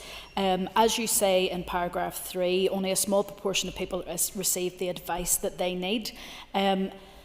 If we ask all of the 11 councils to promote the debt advice services that they will take forward, it will take a chunk out of that money. Is there any option for the department to do a promotion or an advertising to ensure that more people will actually take up the benefit of this money? Minister.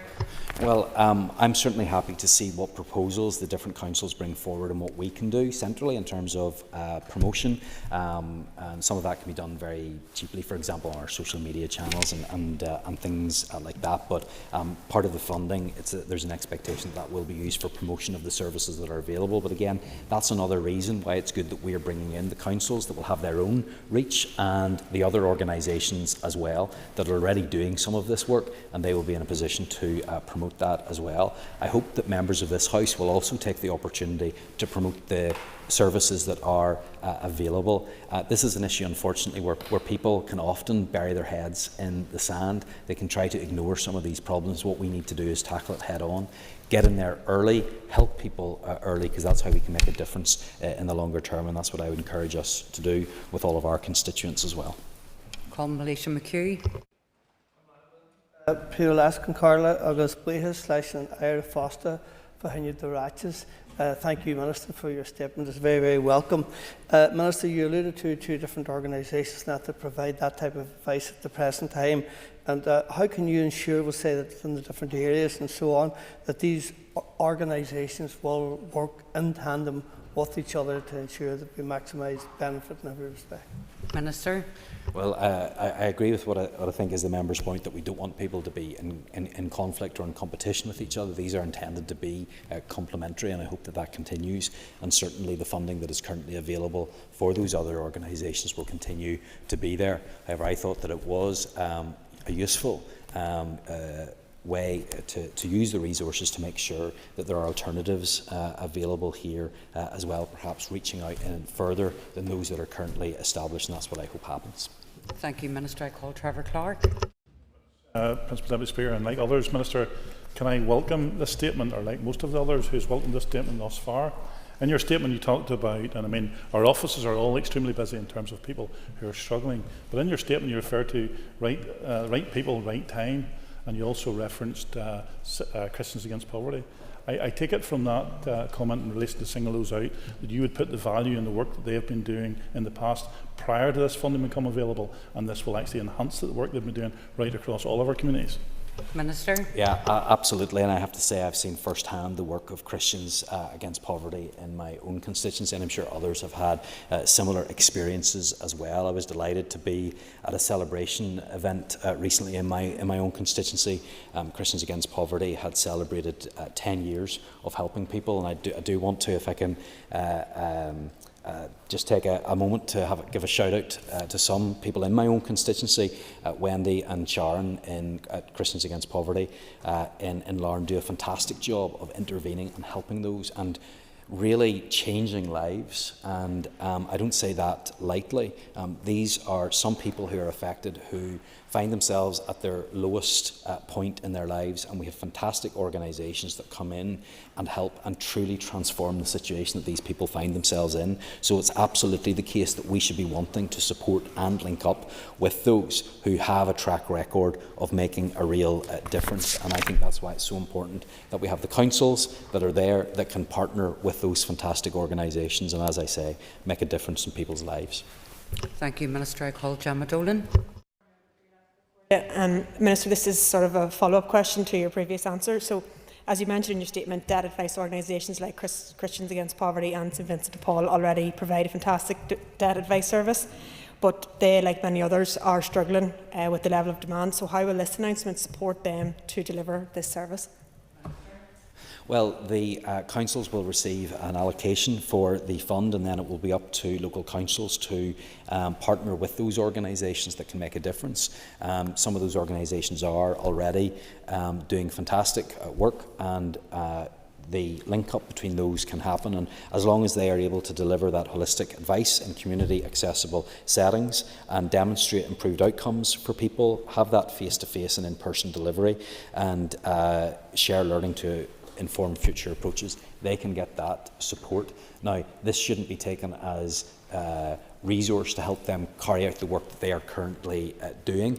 This should be additional support, but obviously that additional funding can help in the round in what they are trying to achieve. So I think it will be of real benefit. We've obviously mentioned a couple. There are many others. I'm not being exhaustive in what I'm saying, because we have many different organisations, and some of them only operate in perhaps one part of Northern Ireland, and that's why it's so important that we're putting this out to the council for them to partner, because there may not be organisations that can deliver on behalf of everybody in Northern Ireland, but can in the different areas. So I think this is a really good localised way of making sure that we can support those who are in need.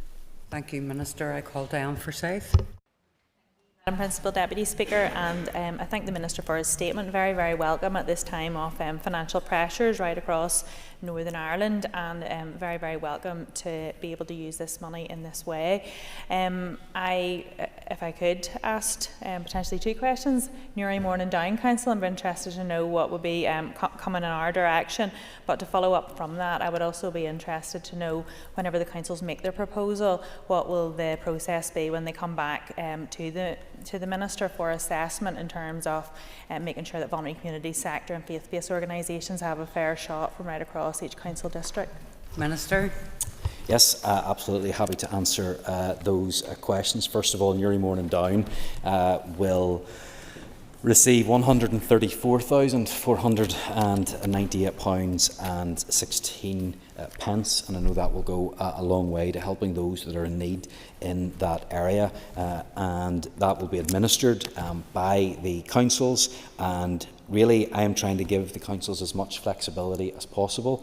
I just need to ensure that they meet what will be in the Memorandum of Understanding and those key points that I have outlined earlier in answers to other questions. I'm not seeking to tie anybody's hands. I get there's going to be unique situations in each council, and I want to make this as flexible as possible, because the ultimate aim isn't just to get the money out and to get it to the organisations, it's to help people, and that will be done in different ways in different areas. So I want to make sure that that is as flexible as possible. Thank you, Minister. I call Sinead McLaughlin. Thank you, Minister. I welcome the £114,000 for additional monies for debt advice services. I recently visited Foyle Food Bank, and food poverty, as you know, is a really complex issue. Quite often it is the result of debt from unregulated lenders, many of whom are paramilitaries. These paramilitaries are acting as gatekeepers in our communities, and some are even pushing women into prostitution to pay up their debt. How are you tackling this issue, apart from having cosy conversations with the same paramilitaries? How are we actually tackling the causes of debt in our community that would mean that we wouldn't have to drive money to these advice centres, because we need to get to the core of the problem? Thank you, Sinead. Minister. Yeah, it's very disappointing to hear the approach that the member has taken when we have a good news story here. Of course, I note that she missed the last good news story. Whenever I announced 270 jobs up in her constituency, she didn't turn up to that announcement, but I'm glad that I was able to make that announcement, and glad that I'm going to be able to deliver further support for her constituency. She has asked about how we tackle the issues. Well, first of all, yes, I absolutely agree. We do need to tackle paramilitary activity and paramilitarism. We need to make sure that people transition we need to make sure that there's a route for that. And I take the pledge of office seriously, which says that I should do everything that I can to support those who are wanting to transition away from paramilitary activity. And of course there is a role for the PSNI, and we need to have that dual approach where we are taking action against paramilitary activity, but we're also encouraging those who are prepared to transition to move away from that. But there's a bigger question here, isn't there? And this is ultimately down to how we deal with deprivation and how we deal with poverty in our society. And that's why I will be bringing to the Executive in January an anti-poverty strategy. That was in the 1998 Northern Ireland Act as a commitment. No minister has delivered that yet, but like so many other things, I am delivering that on behalf of people in Northern Ireland, and I look forward to bringing forward a strategy that will prevent people from falling into poverty, helping those that find themselves in poverty, and making sure that there is a route for people to exit poverty as well. All of that is necessary, but right now what I am doing is helping those that find themselves in the problem of debt, and I am trying something new and innovative to make sure this gets out to all parts of Northern Ireland, including the Foyle constituency. Call Philip Brett. Speaker, and can I thank the Minister for his announcement. This is an important initiative and will be even more important this winter as a result of the decision taken by the opposition's sister party in Parliament to cut winter fuel allowance for pensioners. But Minister, how can we ensure that this funding awarded to district councils is then spent on a fair and equitable basis? Currently, advice provision provided to Belfast City Council is not spent on a fair and equitable basis or on the basis of need. Parts of my constituency in Lower North Belfast get absolutely zero funding to have dedicated advice or debt workers that is given to other parts of the city. So how can the Minister ensure that those communities who need this support get it, and it's not just put in certain parts of Belfast? Minister.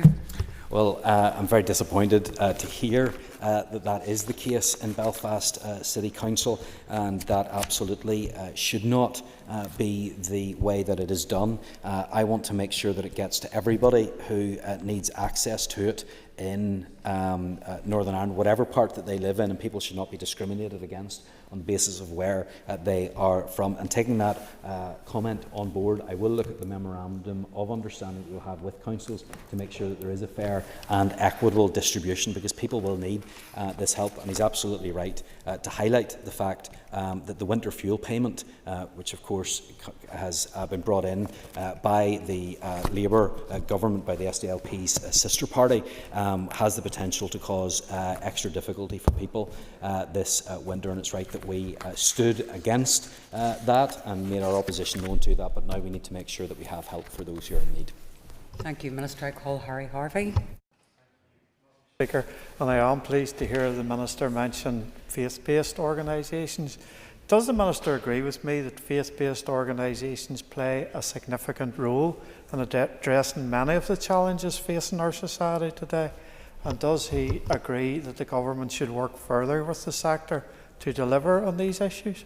Thank you, Harry. Minister. I absolutely do agree. We often hear about the voluntary and community sector, but I believe that should encompass the voluntary, community and faith sector, because faith organisations and churches play a huge role in how we deal with and tackle some of the most pressing issues facing people in Northern Ireland. And I will always be a voice for faith communities who do so much work in that area and who have often felt that their contribution has been ignored by government. So I'm more than happy to ensure that we give that recognition and opportunities for faith-based organisations to become more involved. The member didn't ask, but I am more than happy to confirm to him as well that Ards and North Down Council will be receiving £105,167.52 as well as what he has heard previously for Newry, Mourne and Down, both councils area I'm sure he's very interested in.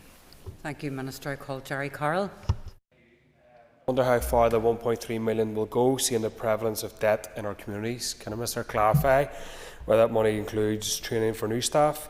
And how also will he ensure that people get access to independent advice with this announcement, including supporting people who may not feel comfortable going to get advice in churches? Minister. Well, I don't see why there should be any issue with getting impartial advice, getting the advice that people need. And it's certainly been my experience that churches are exceptionally welcoming places. Churches are people that I have encountered. Church organisations are those that are often most concerned about the issues around poverty. So I'm actually going to highlight and to celebrate the work that they do, and not in any way try and denigrate the contribution that they make, or that they are unwelcoming places in any way. And I think that it's very important that we put that on the record. He says it's only £1.3 million, and it might not go that far, but it's £1.3 million that we've been able to deliver. It is going to make a difference in each of those council areas, and instead of always finding something negative to say, perhaps we should just take a moment to recognise here we have some good news for people right across Northern Ireland. Call Declan McAleer. And I welcome this announcement, Minister. Sorry for missing the start of his statement, but I have a written copy with you and I have read it. Minister, will there be any opportunity for funding for the work of the Rural Support Charity, which provides a lot of debt advice and support for our farming families? Minister. Well, I think this is one of the benefits of getting this funding out to councils, so that they can identify the partners that they can work with. And I'm sure that there are organisations such as the ones that he have mentioned that perhaps wouldn't operate on a Northern Ireland-wide basis, but do operate in different local areas. And they, of course, could be partners with the local council to provide these services if they can meet the criteria that I've set out earlier. Thank you, Minister. That concludes the statement. If members would just take their ease for a moment.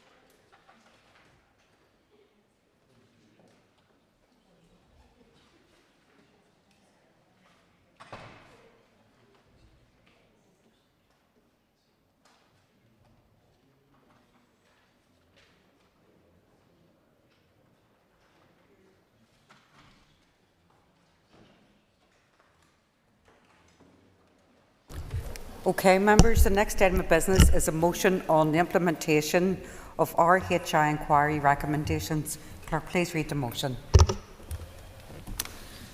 That this Assembly acknowledges the findings of the Northern Ireland Audit Office's second report on progressing implementation of the Renewable Heat Incentive Public Inquiry recommendations, published on the 15th of October 2024, which highlights the outstanding issues and the lack of progress regarding the implementation of these recommendations, expresses serious concern that the Department of Finance has not acted with sufficient pace to fully implement the report's recommendations, expresses regret that the Executive Subcommittee on Reform has not met since 2020, calls on the Minister of Finance to urgently accelerate efforts to address the deficiencies identified by the report, ensuring that all recommendations are implemented without further delay, and further calls on the Minister to work with executive colleagues to re-establish the Executive Committee on Reform as a matter of urgency and to include clear outcomes for reform in the final programme for government.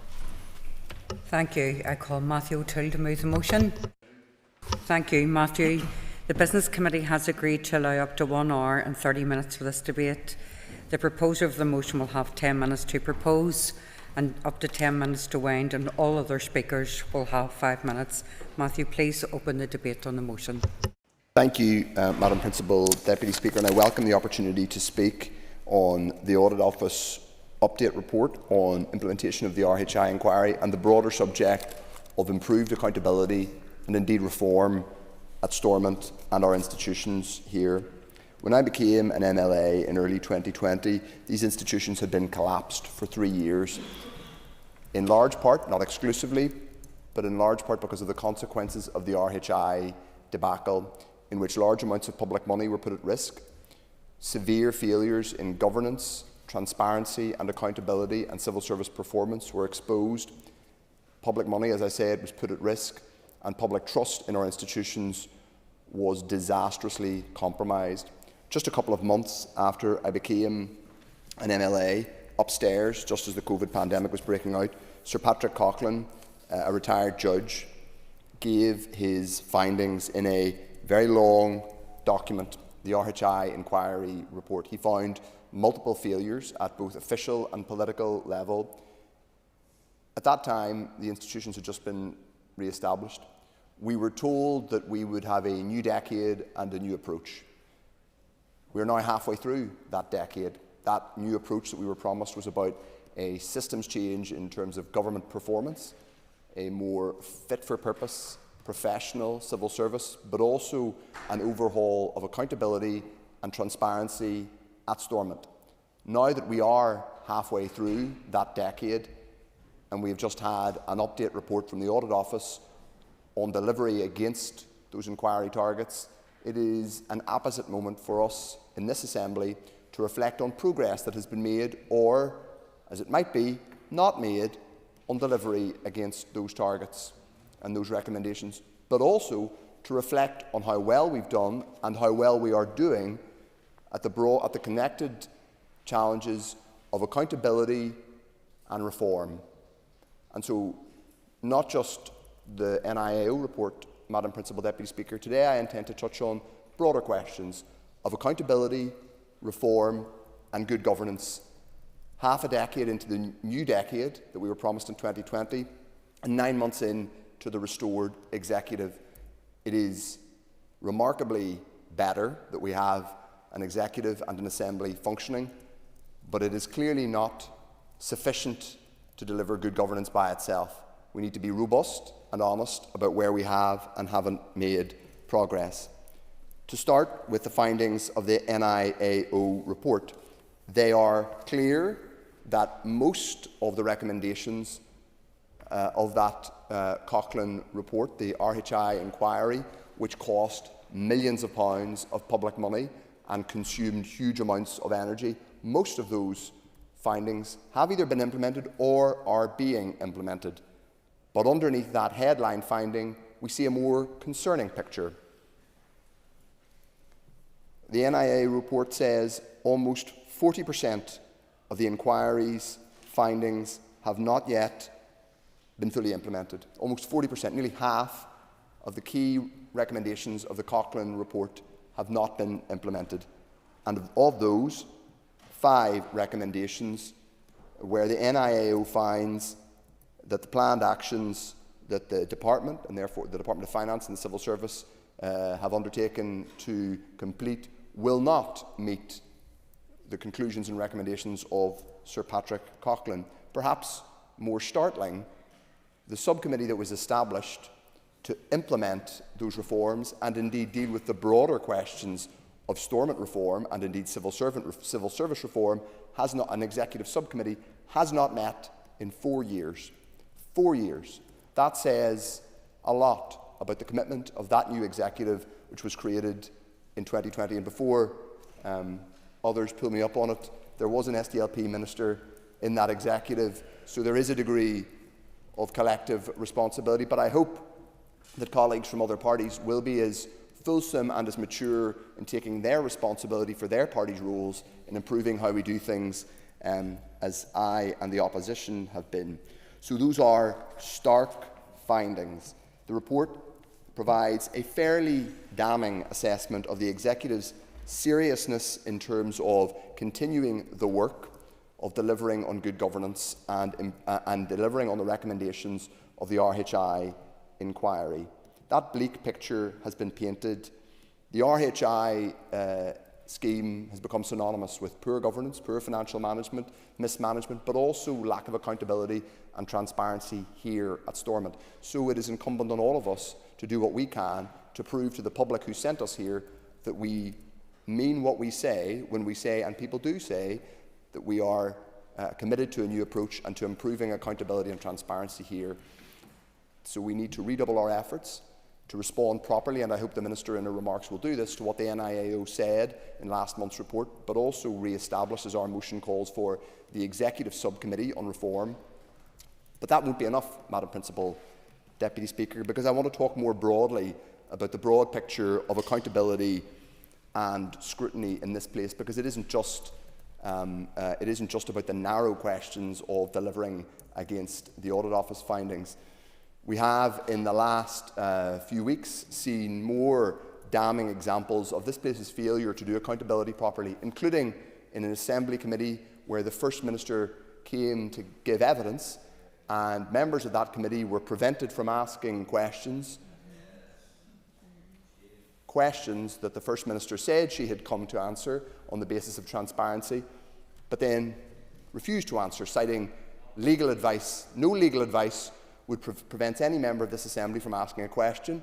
Legal advice, unless there is a clear live court proceeding and a clear legal imperative not to, would prevent a minister from giving an answer. And it was a chilling precedent that was set at that committee, and it was particularly chilling to see a First Minister say to a committee chair, or appear to warn a committee chair against that MLA should be restrained from asking questions. Whatever your persuasion, whatever party you belong to, we have to be honest about the seriousness of that precedent. It was deeply discomforting for me, not just as Leader of the Opposition, but as a citizen of this place, coming after the RHI debacle. So that is something that we need to be honest about. We have also seen a monitoring round published in the days before a general election. In Scotland, they were very clear that a financial statement of much less import than a monitoring round, which was reported by the BBC to be a mini-budget, could not be published, because pre-election guidance prevented anything which would compete for news with election candidates. In this place, it was rushed out, and out there in the Great Hall, there was a press conference in which the Finance Minister, the First Minister and the Deputy First Minister presented what amounted to a mini-budget 3 days before the UK general election. When I asked the head of the Civil Service about this just a couple of weeks ago at the Finance Committee, she told me that it wasn't her place to make judgments, or it wasn't her place to critique, I think she said, the actions of ministers. It is the place of the head of the civil service and the most senior civil servants to defend civil service impartiality, to ensure proper accountability, to ensure that standards in this place and in our institutions, including pre-election guidance, are adhered to. So if these conversations, if this speech that I'm giving is uncomfortable to people in this chamber, if it's uncomfortable to senior civil servants, I'm afraid that's not my problem. It is our job to do accountability and scrutiny properly. Since we've returned, we haven't done it properly. The opposition intends to continue to do its job. We have also seen, since we've returned, a failure to deliver on reform. Order. Yeah. So you started to get to the point about reform and your motion.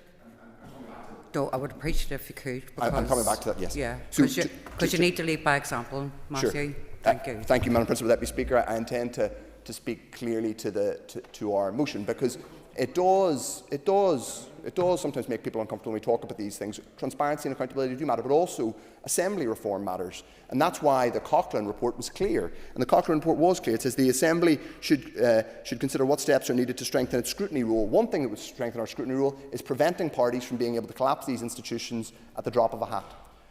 We came back, and on our first opposition day we prioritised Assembly reform. The two big parties united to kill that proposal. But more concerningly, and I do have to be honest about this, the third party in the executive, now a party which has talked consistently about reform, clearly has failed to put it on the agenda in the executive, because it's not mentioned once in the programme for government.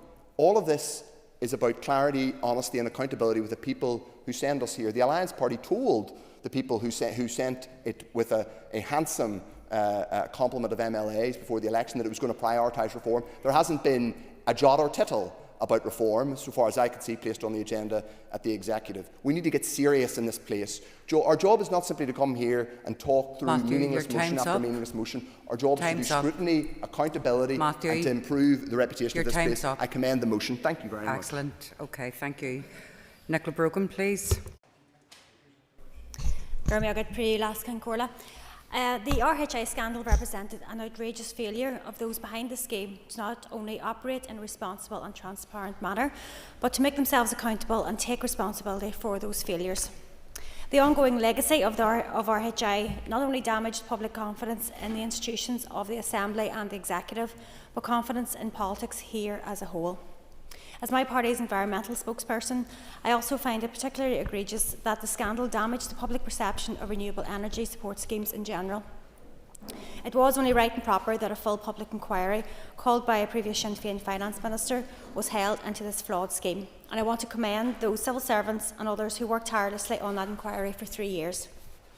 The recommendations made as a result of that inquiry were sensible, reasonable, and represented much needed institutional reform. Significant progress has been made in implementing these recommendations, but there is no doubt that there is still more to do.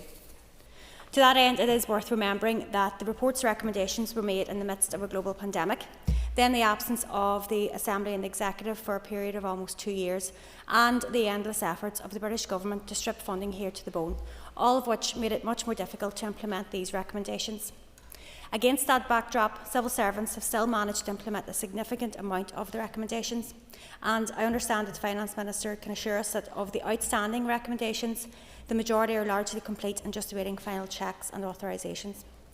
Still, it is important that the Executive forges ahead with ensuring that the entirety of the report is implemented, and crucially, that the public can see those changes being made and see that they are working. These are crucial issues, both in terms of restoring public confidence in politics and in ensuring that governance here runs as effectively and efficiently as possible. The Minister and her department should have the full support of this Assembly in those endeavours. Thank you, Nicola. I call Diane Forsyth. Thank you, Madam Principal Deputy Speaker. And when the RHI Inquiry concluded over 4 years ago, the Democratic Unionist Party accepted the findings and noted that the recommendations it contained were a critical staging post towards fixing the systematic problems identified.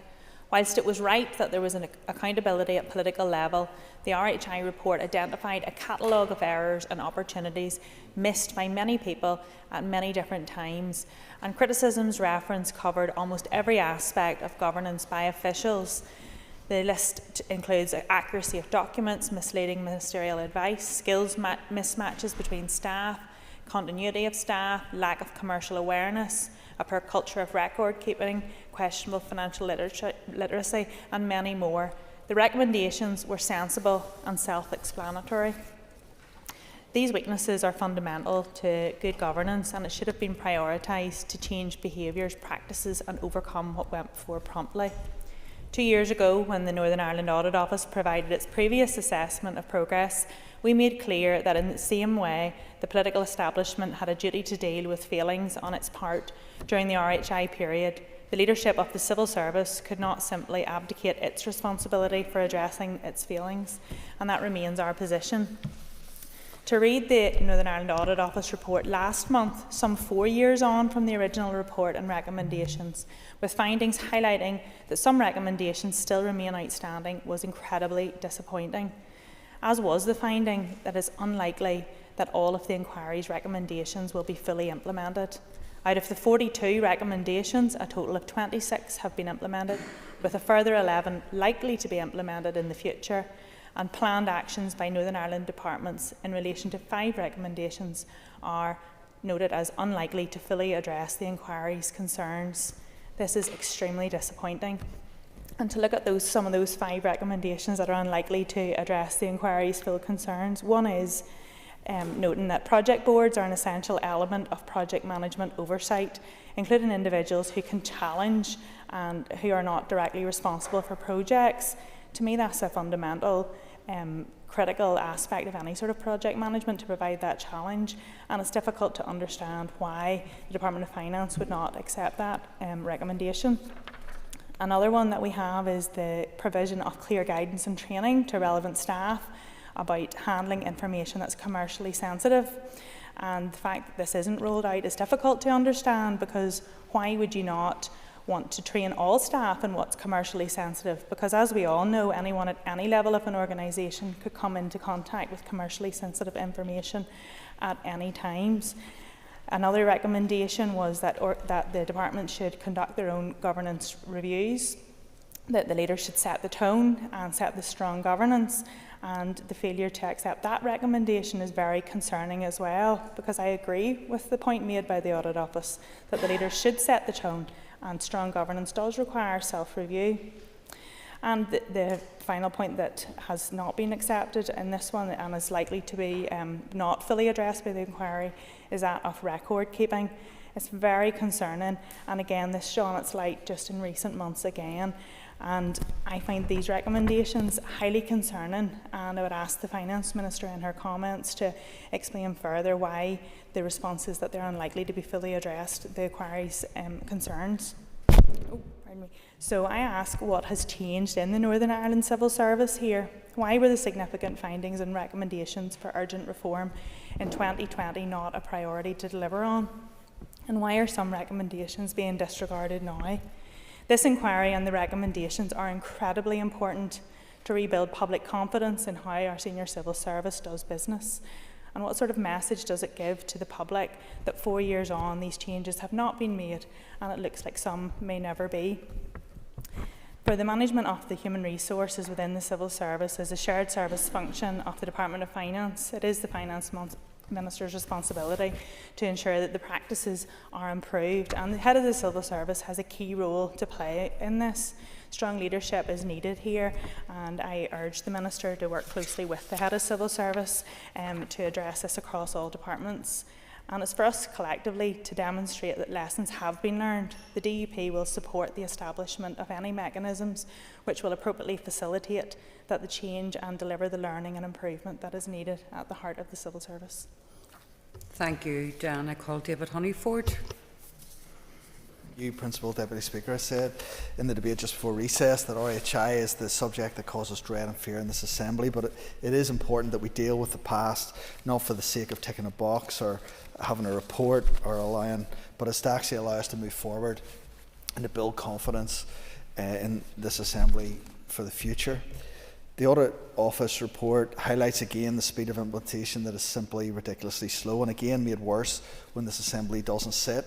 And this report again reinforces the damage that collapse in this Assembly has had, and the speed of progress that is made, and the delays that happen where work just stops and we then try to play catch up in the time when we're sitting again. And it's time we actually realise real reform of these institutions. But why is dealing with RHI and fully implementing this report and the recommendations important? Because it's not just about looking at the past, but it's about learning from the past, but it's also equally about looking to the future and providing that confidence. And we can have our rants, and we can stand up and we can rant like the Leader of Opposition has just done, but we're achieving nothing. We're failing to deliver the change that we actually require and the public deserve. I think the Leader... Yeah, okay.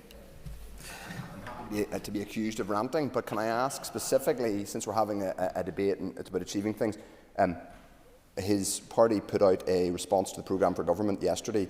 Why did none of that response that was made public call for specific measurable reform recommendations to be, or reform proposals to be in the programme for government? Because I'm not aware there are any. An extra minute. Thank you for the extra minute.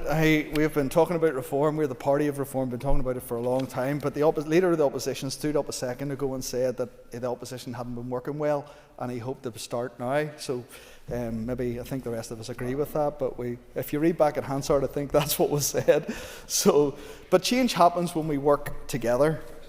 The public and our future renewables sector need and to be given the confidence that the department's here over the detail of what went wrong and over the detail to allow us to learn the lessons and provide the assurance for the wider investor as we move into new renewable schemes that they're protected moving forward. And while it's easy to have a dig at the STLP or at DUP for creating RHI in the first place, the public need to have the assurance that we as a collective assembly are growing up enough to work to sort these issues out and move forward, building confidence in this assembly rather than just having a go. And we need to be able to sit and close down RHI, respecting and looking after those who legitimately went into that scheme in good faith. And I met some of those owners in the past number of weeks. And at the same time, learning from the past, we also need to make sure that they are looked after as we go forward, and we learn the lessons of the 2020 inquiry. The Audit Office report indicates that 62% of the inquiry recommendations have now been implemented, compared to 43%. And Diane Forsyth has named a couple of those, and I would absolutely agree with her about some of them are necessary and fundamental requirements. But we just need to get on with this and implement the remaining recommendations of the report and move forward. Unfortunately, the debate a couple of weeks ago of the RHI highlighted that the Department of Economy has further to go on this, to bring confidence to our committee, to bring confidence there into this assembly and to the public as a whole. The PAC report on the lack of progress within the Department of Finance also highlights this. And I said in that debate a couple of weeks ago that I want to support the Minister. I want to deliver better for people, but there must be transparency from the departments to build that confidence and to give us confidence. Actually, on RHI, there's a case that the department needs to go even further and be absolutely transparent with the issues that we're dealing with, to bring full transparency to the committee and to the Assembly, so there's no doubts that all of the information is in front of us to make a clear judgment based on evidence. I appreciate that there is a bit of political drama whenever it comes to the three letters of RHI, and that's what you get in this place. But let's not forget, and I want to emphasise this, that there are people suffering as part of that scheme who legitimately went into this and who are now left with the consequences. So our goal should be to learn this, to see the reform coming through this assembly, but also to look after them as we move towards closure. And the department working together, all of the departments working together to help decarbonise this region and give us a cleaner environment to live in, which is what the original purpose of the scheme was actually for, that we look and protect our own environment. Our energy sector and our public's energy security needs to see growth, and that has stagnated. We quickly need to expand if we are to meet our 80 by 30 targets, and we don't have time to wait. We don't have time for more drama and more delays around this issue. We just need to move on and learn from the past. So let's keep our focus on the prize that brings reform and leaves the past in the past, and look after those that are caught up, and implement these Audit Office proposals quickly to give confidence and to grow confidence in this Assembly and in any future renewable scheme that's brought forward. Thank you, Principal Deputy Speaker. Thank you, David. I call Diana Armstrong. Thank you, Madam Principal Deputy Speaker.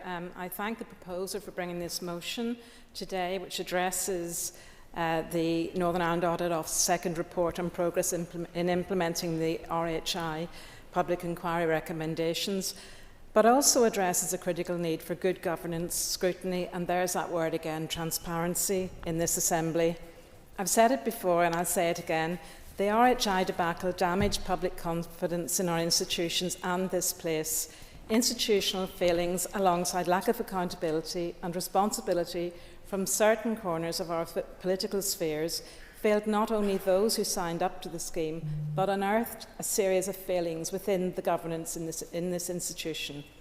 The findings of the Northern Ireland Audit Office's second report, published on the 15th of October 2024, actively demonstrate the urgent need for action.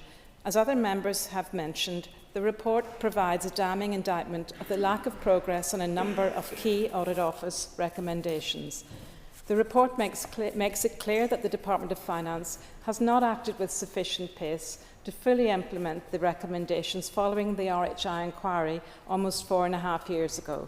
This should be extremely concerning, especially when we do want to restore public confidence in our institutions. We must implement these recommendations in full and without further delay. Partial measures or superficial reforms will not suffice. We need to demonstrate a genuine commitment to rectifying the mistakes of the past and ensure that such failures do not occur again. A number of key recommendations must be addressed, such as inadequate risk management, oversight shortcomings, and issues in government departments with cultural resistance. The report also highlights that the Executive Subcommittee on Reform has not met since 2020. This is a glaring oversight that must be addressed immediately. The Minister must urgently address the deficiencies identified by the report. This includes re-establishing the Executive Committee on Reform and ensuring that it meets regularly to oversee the implementation of the recommendations. It's time to turn the page on RHI and get our institutions back on track. Only the Minister is holding us back. Let us commit to these reforms and work together to rebuild the public's faith in our institutions. Thank you, Madam Speaker. Thank you, Diana. I call Paul Furry. Deputy Speaker, it should be, and I think it's been missing in this debate so far, to state that it is important to note that there are many hard-working individuals who on a daily basis contribute substantially to society within the Northern Ireland Civil Service. But they, just like everyone else, is being failed. And the Northern Ireland Civil Service is in serious need of reform and modernisation. And when we get an audit office report like this, we need, as an Assembly, to sit up and take notice. And whilst the Finance Minister has had a difficult job since she took up post, this is one of her biggest weaknesses, because I do believe her department is letting her down badly in this regard. And this is where we need strong leadership and ministerial position to take a grip of this situation. The Audit Office report is damning. And there's a fear here that it won't get covered adequately in this debate. So I'm going to place on record what the Audit Office report states. Paragraph 19. The Audit Office states, the position has regressed for the record-keeping theme relating to Recommendation 28, which requires regular audits of record-keeping to be undertaken. Paragraph 20. In the case of 10 of the inquiry's recommendations, we do not concur with the degree of progress reported by the Department of Finance assessment published in March 2024. The Audit Office is challenging the Department of Finance's own findings. But the Audit Office assessed that the actions taken or planned will not result in the recommendations being fully implemented. Paragraph 21. The Audit Office wished to draw attention to the fact that their audit team encountered difficulty in securing timely access to adequate records in support of the Department of Finance report in March 2024. So here is a report that the Department of Finance produced in March, and yet the Audit Office, a mere months later, can't get access to those details, those records. That is damning, Mr. Speaker. Paragraph 22. Despite DOF having placed its report on its latest assessment outcomes in the public domain during March 2024, we found that a complete and readily accessible audit trail of the relevant documentation was largely absent when requested in April 2024. 1 month later, the information and data is absent. Where is the information? Yes, I will, yeah. For giving way and for drawing attention to some of the very clear failings in relation to this. Would the member agree with me that this stinks of lessons that haven't been learned by the civil service and departments across Northern Ireland, given the huge crisis that was inflicted on our people as a result of RHI a few years ago? Members, an extra minute. Thank you very much, Principal Deputy Speaker. And yes, I concur with regards to the fact that there is failures here, and there's failures continuing. This is not just something that happened in the past where failure was identified and we've drawn a line on it. We continue every day to see failure in this place, every single day.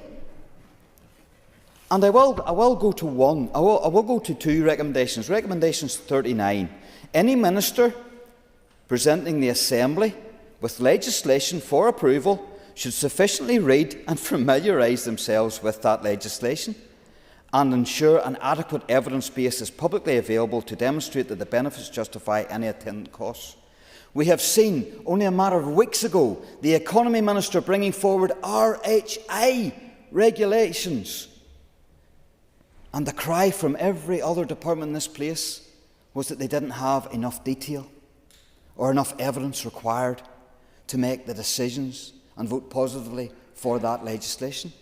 We have had a Justice Minister bringing half a bill to the Scrutiny Committee and this Assembly. A Minister hasn't given the committee all the clauses she intends to put in the bill, but yet she expects the Scrutiny Committee to scrutinise her bill. Half a bill!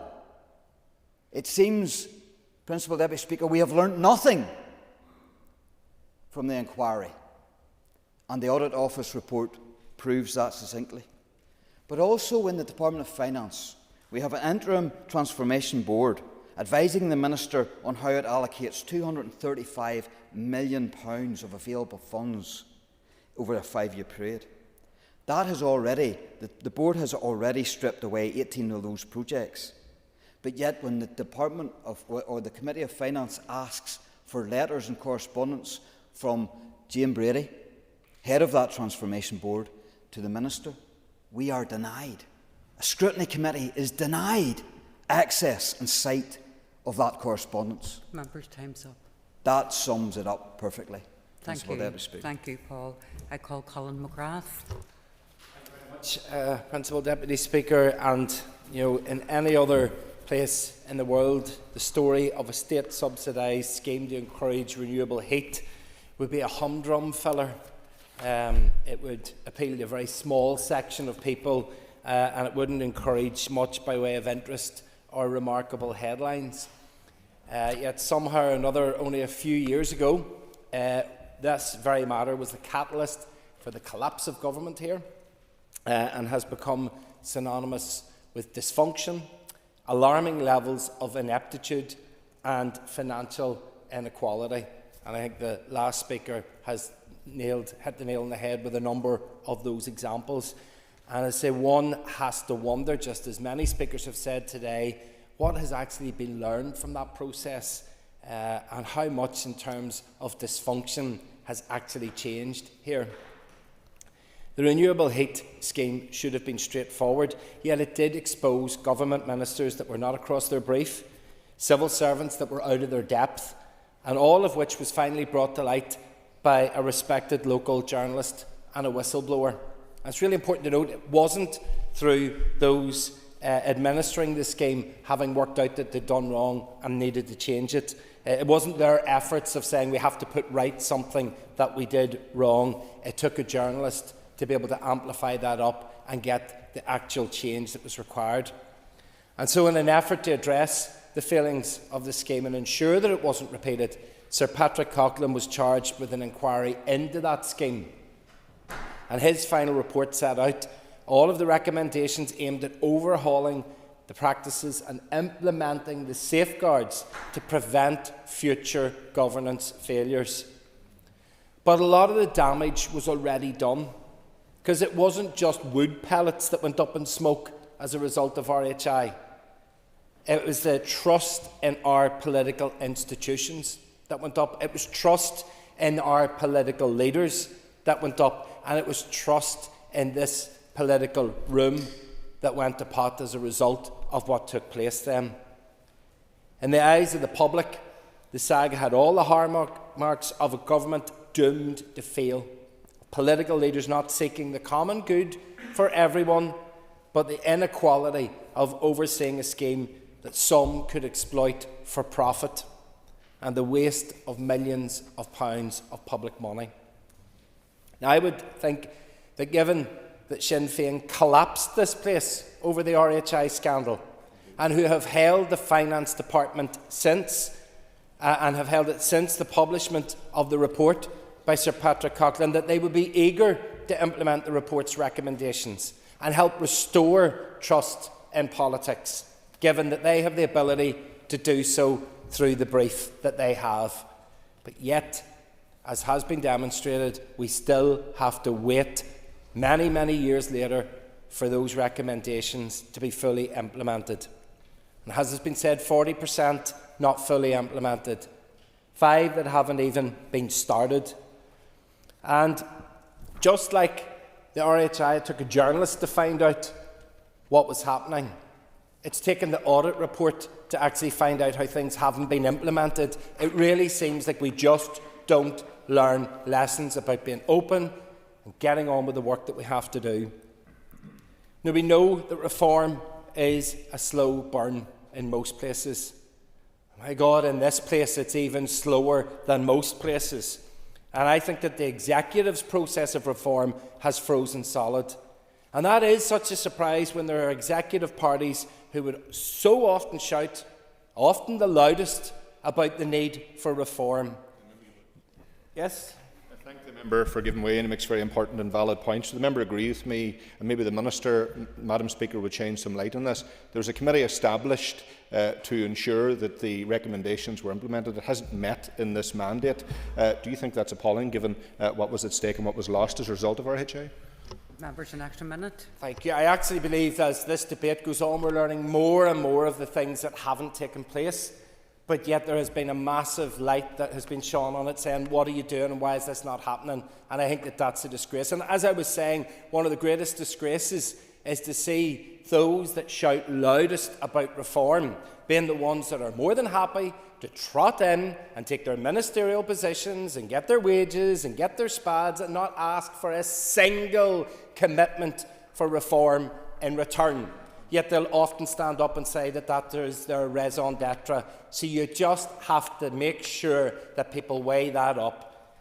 The public have a very simple message for the executive, and it is this. Just get on with it. Do the reform that's required. Make sure that there's the openness and transparency, and let us try and build the necessary faith that the public should have in these public institutions. Thank you, Speaker. Thank you, Colin. I call Timothy Gaston. Thank you, Principal Deputy Speaker. Members, every time Stormont collapses and then comes back, the public are assured and promised it's the dawning of a new day for these institutions and that things will be different from here this time around. Following the publication of the RHI Inquiry report, the then First Minister Arlene, now Baroness Foster, pledged in a debate in this chamber, and I quote, "I want to ensure that this can never happen again.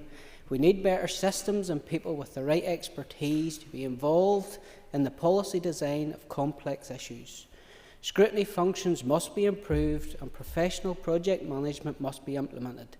We must rebuild trust across all levels." The Baroness has moved on, but many of the problems identified in the RHI report, as this motion rightly outlines, still remain. The Audit Office makes damning reading in this regard. For the sake of time, I will only read recommendation 5 from the Audit Office report into the record. It is 4 years since the inquiry's recommendations were published, and almost 40% of the inquiry's findings have not been fully implemented. This includes 5 recommendations where the Northern Ireland Audit Office assessment is that planned actions are unlikely to fully address the inquiry's recommendations. But the Department of Finance does not concur with this. In light of the above position, and given the Executive Subcommittee has not met since December 2020, we recommend that the Department of Finance takes the necessary steps to have appropriate mechanisms put in place to provide suitable oversight of full implementation of the inquiry's recommendations. In addition, we recommend that those oversight arrangements include a formal re-evaluation of the way forward on the 5 recommendations where there is disagreement, as well as urgent approval of measures that will ensure a significant increase in the pace of implementation for any remaining outstanding actions.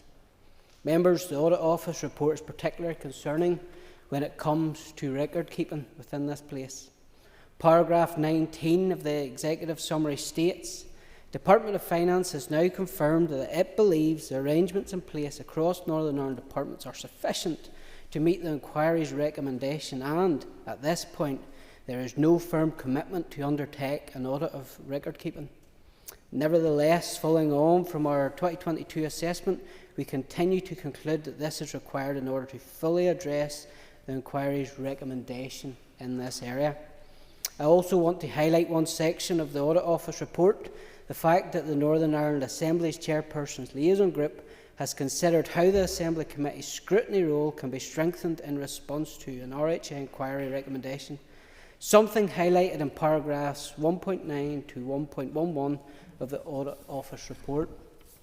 That group was set up to consider how the Assembly should consider what steps are needed to strengthen its scrutiny role, particularly as conducted by Assembly committees. The report said that they want to strengthen its scrutiny role, really? And the need to delve into the detail, really? Through appropriate questions, really? Have we seen that in the Executive Office? Heaven forbid that some of them questions might be classed as difficult from the chairperson.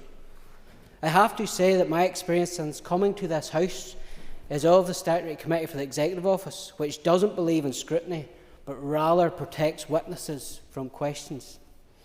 A committee system where the chair meets a witness due to appear before the committee without consulting, much less gaining approval from that committee. A committee which thinks it is appropriate to submit questions to a witness in advance rather than using the powers at its disposal to compel a witness to appear. A committee more interested in protecting the process, members, than delving into the detail. I will remind this House that the only piece of legislation to arise from the RHI Inquiry came from my predecessor, Jim Allister.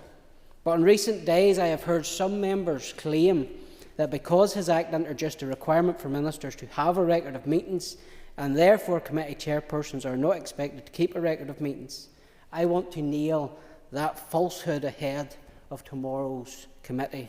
That is a deliberate mislead.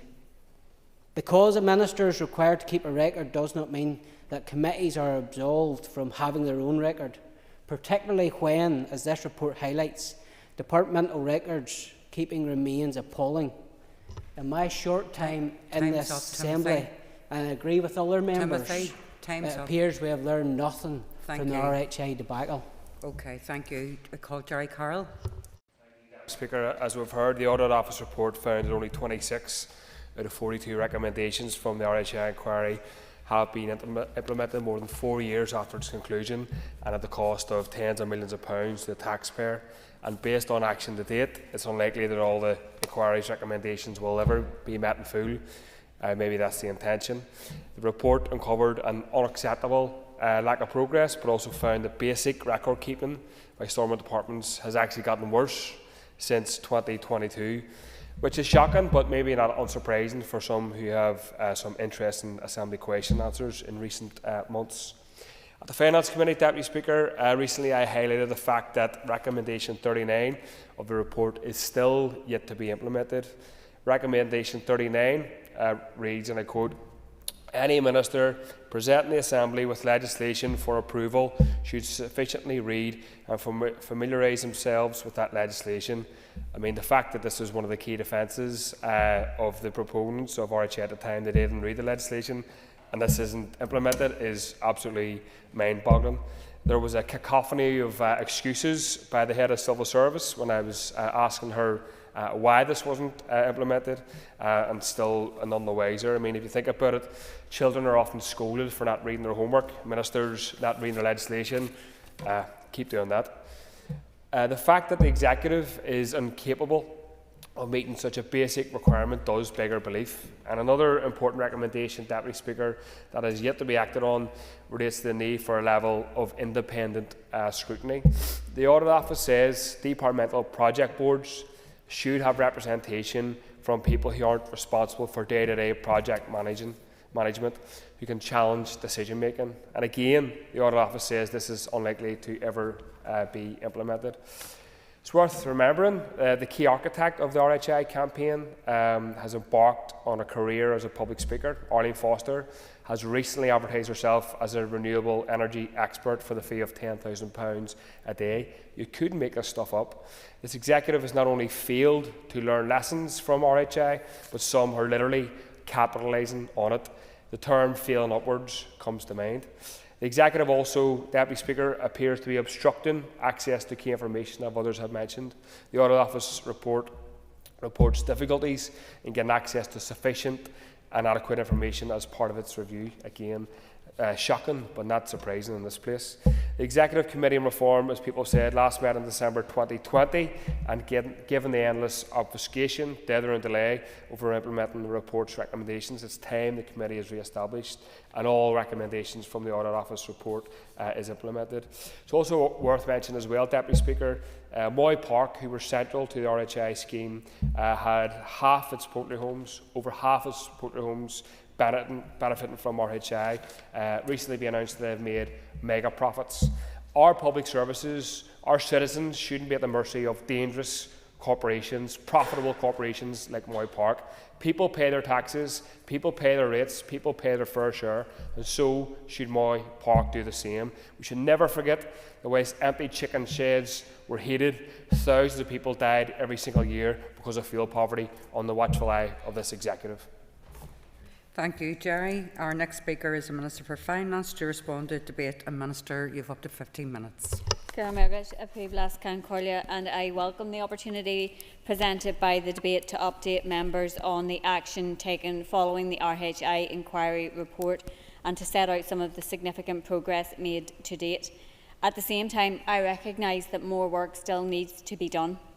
I am committed to addressing the remaining recommendations in the context of wider transformation, including continuing development and change in the civil service.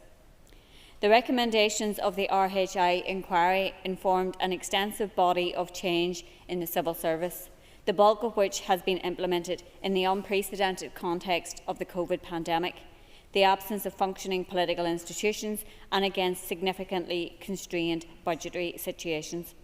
Members will recall the inquiry report was published just the week before the COVID lockdown was announced.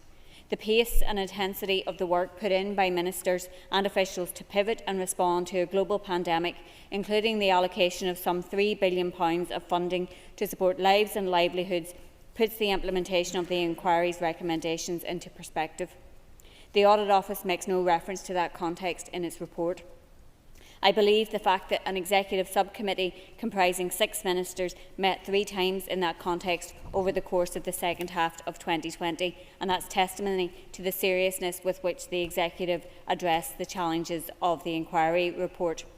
To be clear, however, under its terms of reference, the subcommittee was to meet after the publication of the inquiry report in order to produce an action plan for implementation of the recommendations flowing out of the RHI Inquiry report and to agree a final report to be submitted to the Executive for publication. At its third and last meeting on the 16th of December 2020, it completed its preparation of the action plan. Its final report was agreed by the Executive in October 2021. Of course, a body of work had already been initiated by my predecessor in the Department of Finance and by officials in the absence of the inquiry's completion. Drawing upon the evidence to the inquiry as it was heard, opportunities for improvement were identified and policies and processes were subject to review and revision.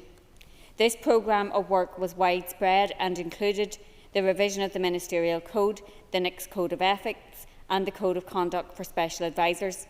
These have been reflected in a new Special Advisor Letter of Appointment and Code of Conduct for appointment of special advisers and in special adviser induction, the appointment of ministerial private secretaries at grade 7 and the issue of revised private office guidance, the initiation of work to establish a project delivery profession within the civil service, a review of the professional development of civil service economists through formal learning and managed rotation around posts, review of the use of the electronic records management system and records management practice in departments. Then, following the publication of the inquiry report, further work was taken forward, including the issuing of key guidance on project management, including the establishment of project, programme and portfolio offices in each department and the formalisation of SRO appointments. The introduction of the 5-case business model for business cases reflecting good practice in other governments, the launch of a cross-departmental raising concerns policy framework to improve the handling of concerns, secure consistency of practice, shift culture towards welcoming concerns being raised, and inform the NICS board about what these arrangements are showing us. The initiation of a strategy for development of the policy profession within the civil service, including the development of new fundamental guidance for policy teams, which has since been used as the basis for the refreshing of the learning and development offer. The revision of the guidance on the use of consultants, and the commencement of a fundamental review of civil service recruitment. 11 of the 16 recommendations assessed by the Audit Office as not yet implemented are in many cases substantially complete already and only awaiting completion and verification. In respect of the remaining 5, substantive change has already been achieved, and the Audit Office's assessment is concerned primarily with the external verification of changes that have already taken place. I will address those recommendations now. The inquiry recommended that ministers should read the legislation that they bring to the Assembly and the evidence should be made available. It is incumbent upon ministers to familiarise themselves with legislation they are presenting to the Assembly for approval. The relevant evidence is published at consultation and scrutinised in the Assembly. The question is not whether or not the Executive intends to implement this recommendation. It is about whether or not we can ever put in a dedicated audit process to demonstrate that a minister knows the legislation or the policy that they are introducing. That is part of the scrutiny function of the Assembly. The inquiry recommended that external members be appointed to project boards. Having external expertise on project boards is explicitly recommended in the relevant guidance, Dear Accounting Officer Letter 0523. The substance of the recommendation is implemented, and we know that external appointments are made. The Audit Office has asked whether the Department of Finance should know whether this guidance is being implemented, separate from the role and responsibilities of the Senior Responsible Officer and Accounting Officer. We are exploring how best we might take this recommendation forward. The inquiry recommended that commercial awareness training is rolled out to relevant staff. A very significant range of training on commercial expertise has been provided, both internally and externally. The specific terms of the recommendation were that decisions about who should access that training should be made at a senior management level. That is an area that we can potentially address. The inquiry recommended that civil servants should understand and know how to use existing governance frameworks. Further work needs to be done on increasing civil servants' understanding of governance frameworks and policies, and we will seek to deliver that. The inquiry recommended that regular audits of record keeping should be undertaken. Significant work has taken place in respect of record management, going beyond the recommendations of the RHI Inquiry. A review of information management policies to identify and address any gaps, taking account of emerging findings from the COVID inquiry. A new mandatory records management e-learning training package being rolled out to all staff. The reconstitution of the Information Governance Board as the SIRO forum. The Audit Office report identifies one small element of just one of the recommendations around records management that they assess as unlikely to be implemented. That is, to commission internal audit to review the implementation of the new arrangements. It has always been the intention that internal audit should be commissioned to undertake a thematic review of information management, but no date had been set. Such a review will only be of value once the new arrangements have had a chance to be established and effected, so that we are looking at not just the implementation of the RHI recommendations, but further recommendations that had come through the COVID inquiry. Moving on to civil service reform more generally, I believe civil service colleagues should be given every opportunity to do the good job that they want to do. And I agree with Paul Frew that there are many within our civil service who are doing an excellent job and should be commended for it. Making effective change in any large organisation is challenging, but effecting change in a civil service which is managed within multiple distinct organisations is complex and demanding. From the outset, it has been clear changing policies and procedures will not by itself change the habits of individuals, but changing the culture and behaviours across the departments can only take place with an underpinning change in the rules. Corporate policies around HR, financial governance and information management have to make it easier to do a good job and not harder. Changes in policy then have to be combined with a demonstration of leadership by those who set the tone. Ministers and senior officials have to demonstrate and uphold the values that we want our colleagues to embrace. I believe the experience of COVID has shown us how departments can move at pace, managing risk and ensuring proportionate governance and controls. Officials can demonstrate their initiative, innovation and commitment while serving the public through the elected representatives who form the Executive Committee. I do very much appreciate the Minister. I just wanted to ask on the broader question of reform, including removal of the veto and stopping this institution collapsing. Earlier on this year, the First Minister and the former Finance Minister, Conor Murphy, your colleagues, said they were up for a conversation about reform, but they thought it should happen in AERC. That committee's met once, very briefly, and they didn't discuss any detail, and they haven't discussed any detail yet. Would you be open for that reform agenda to go into the programme for government? And I thank the member for his intervention. And I think that the appropriate forum is the Assembly Executive Review Committee. And as my colleagues have previously alluded to, that is a conversation that we're up for considering. I think it is important that these institutions function as effectively as possible, and we should all be committed to delivering on that. I believe that we should look to build upon the experience of how departments functioned at that sort of pace and delivering in relation to more innovative initiatives throughout COVID for the future in a positive sense. What RHI has taught us all is that we must acknowledge our scale, we must collaborate and cooperate to achieve, and we must not only uphold good practice in administration and management, but we also must understand why it matters. I have confidence in the commitment of the civil service to its improvement and development. I am encouraged by the plans that the head of service has been developing for effective change across departments. As part of that, I shall be bringing recommendations to the Executive about how the remaining work on the RHI Inquiry recommendations is to be taken forward. That will include a consideration of how delivery will be driven forward, overseen, monitored and reported. I want change to be driven strategically, following service-wide analysis of what is needed. I believe these remaining tasks can be part of a wider agenda for change and development in the civil service. They can contribute to more significant and substantial projects, such as the work around budget sustainability, of the projects flowing from the Transformation Fund, or the development of the 5-year People Strategy. I note the continued interest among members of the Assembly in the delivery of change in the civil service, the departments and the Executive, and I look forward to working together to secure improved government for the community that we serve. So I call Sinead McLaughlin to conclude and wind up on the debate, and just advise you, Sinead, you have up to 10 minutes. Thank you. Thank you, Speaker, and thank you to all members who contributed to this debate, because many members recognised the RHI report released last month from the Audit Office was sobering. It was a reminder of the serious failures in governance and oversights that continue to plague the administration of the RHI scheme.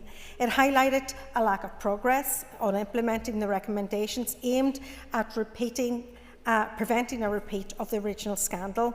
That was a scandal that, let us not forget, cost the taxpayer £13 million on an inquiry, exposed significant failings within our institutions and damaged public confidence in our devolved administration.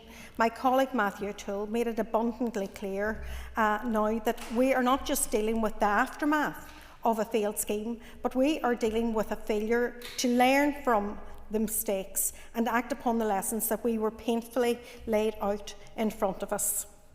Out of the 42 recommendations issued by the inquiry, 26 have been implemented and a further 18 are expected to be completed soon. 16 recommendations remain unaddressed and 5 of those are unlikely to be fulfilled in line with their original intent. The fact that the Executive Subcommittee on Reform has not met since 2020 is an indictment of our approach to governments. Indeed, the primary priority of prioritising party before government is laid to bear. Nicola Brogan indicated that while we were navigating difficult times, including a global pandemic and absence of functioning institutions and budget pressures, but I would say these are not valid excuses for neglecting our duty to ensure that this scandal is never repeated. In fact, this lack of urgency and attention to reform further erodes public trust, which was already severely damaged by the original scandal.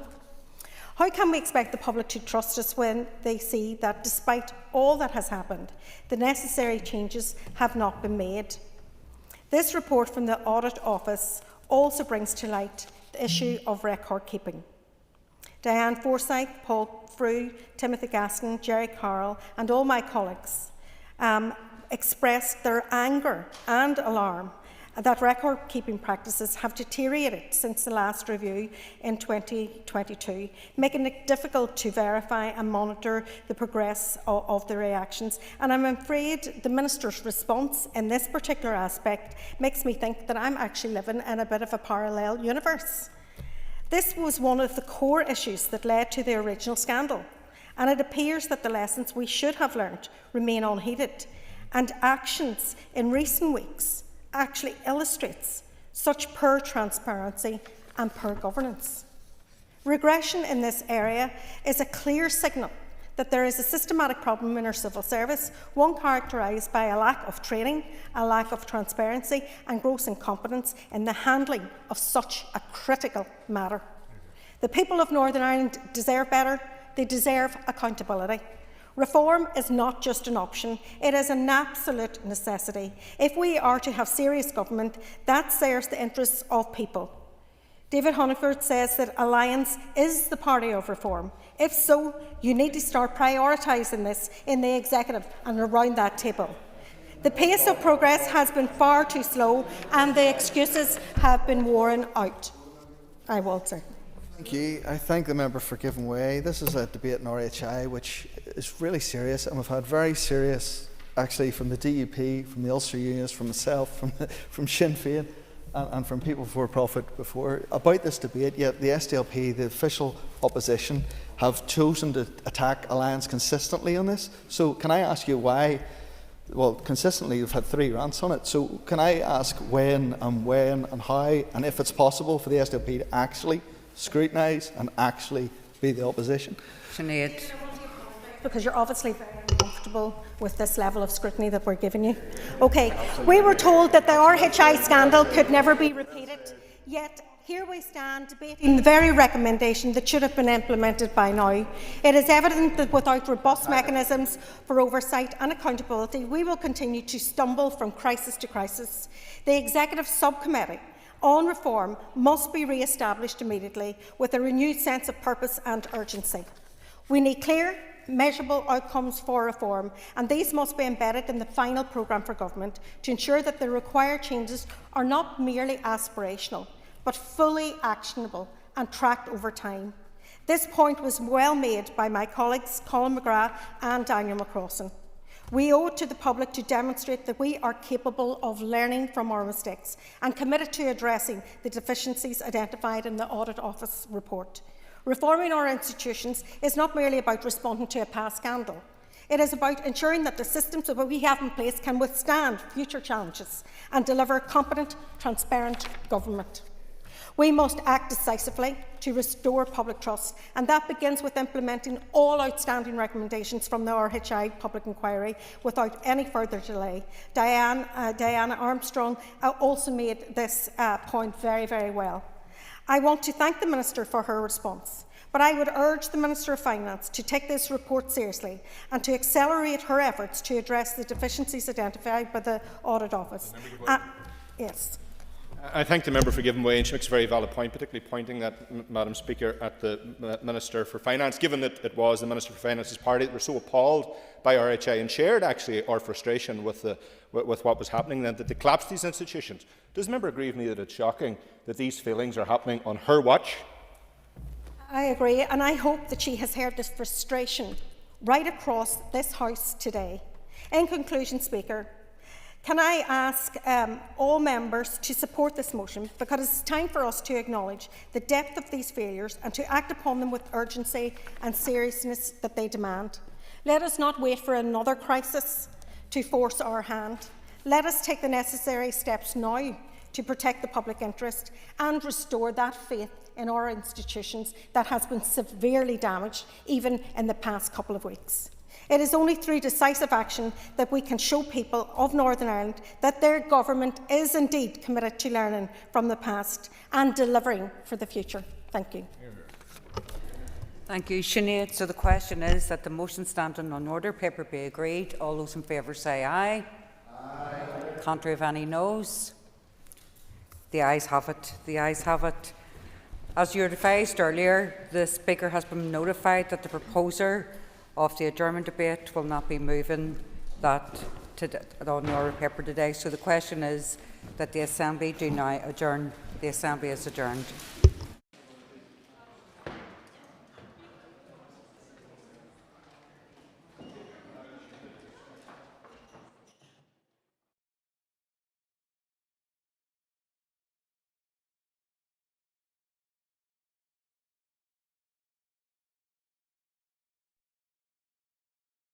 Assembly Chamber. Sound.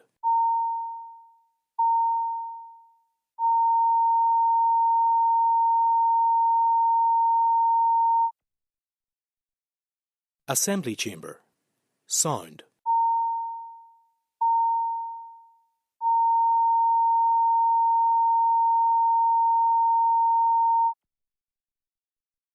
Assembly Chamber. Sound.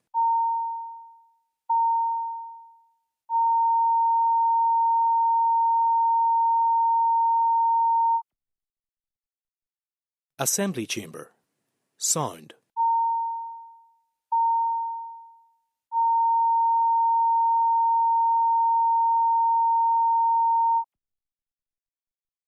Assembly Chamber. Sound.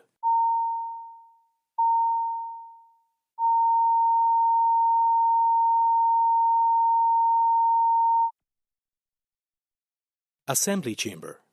Sound.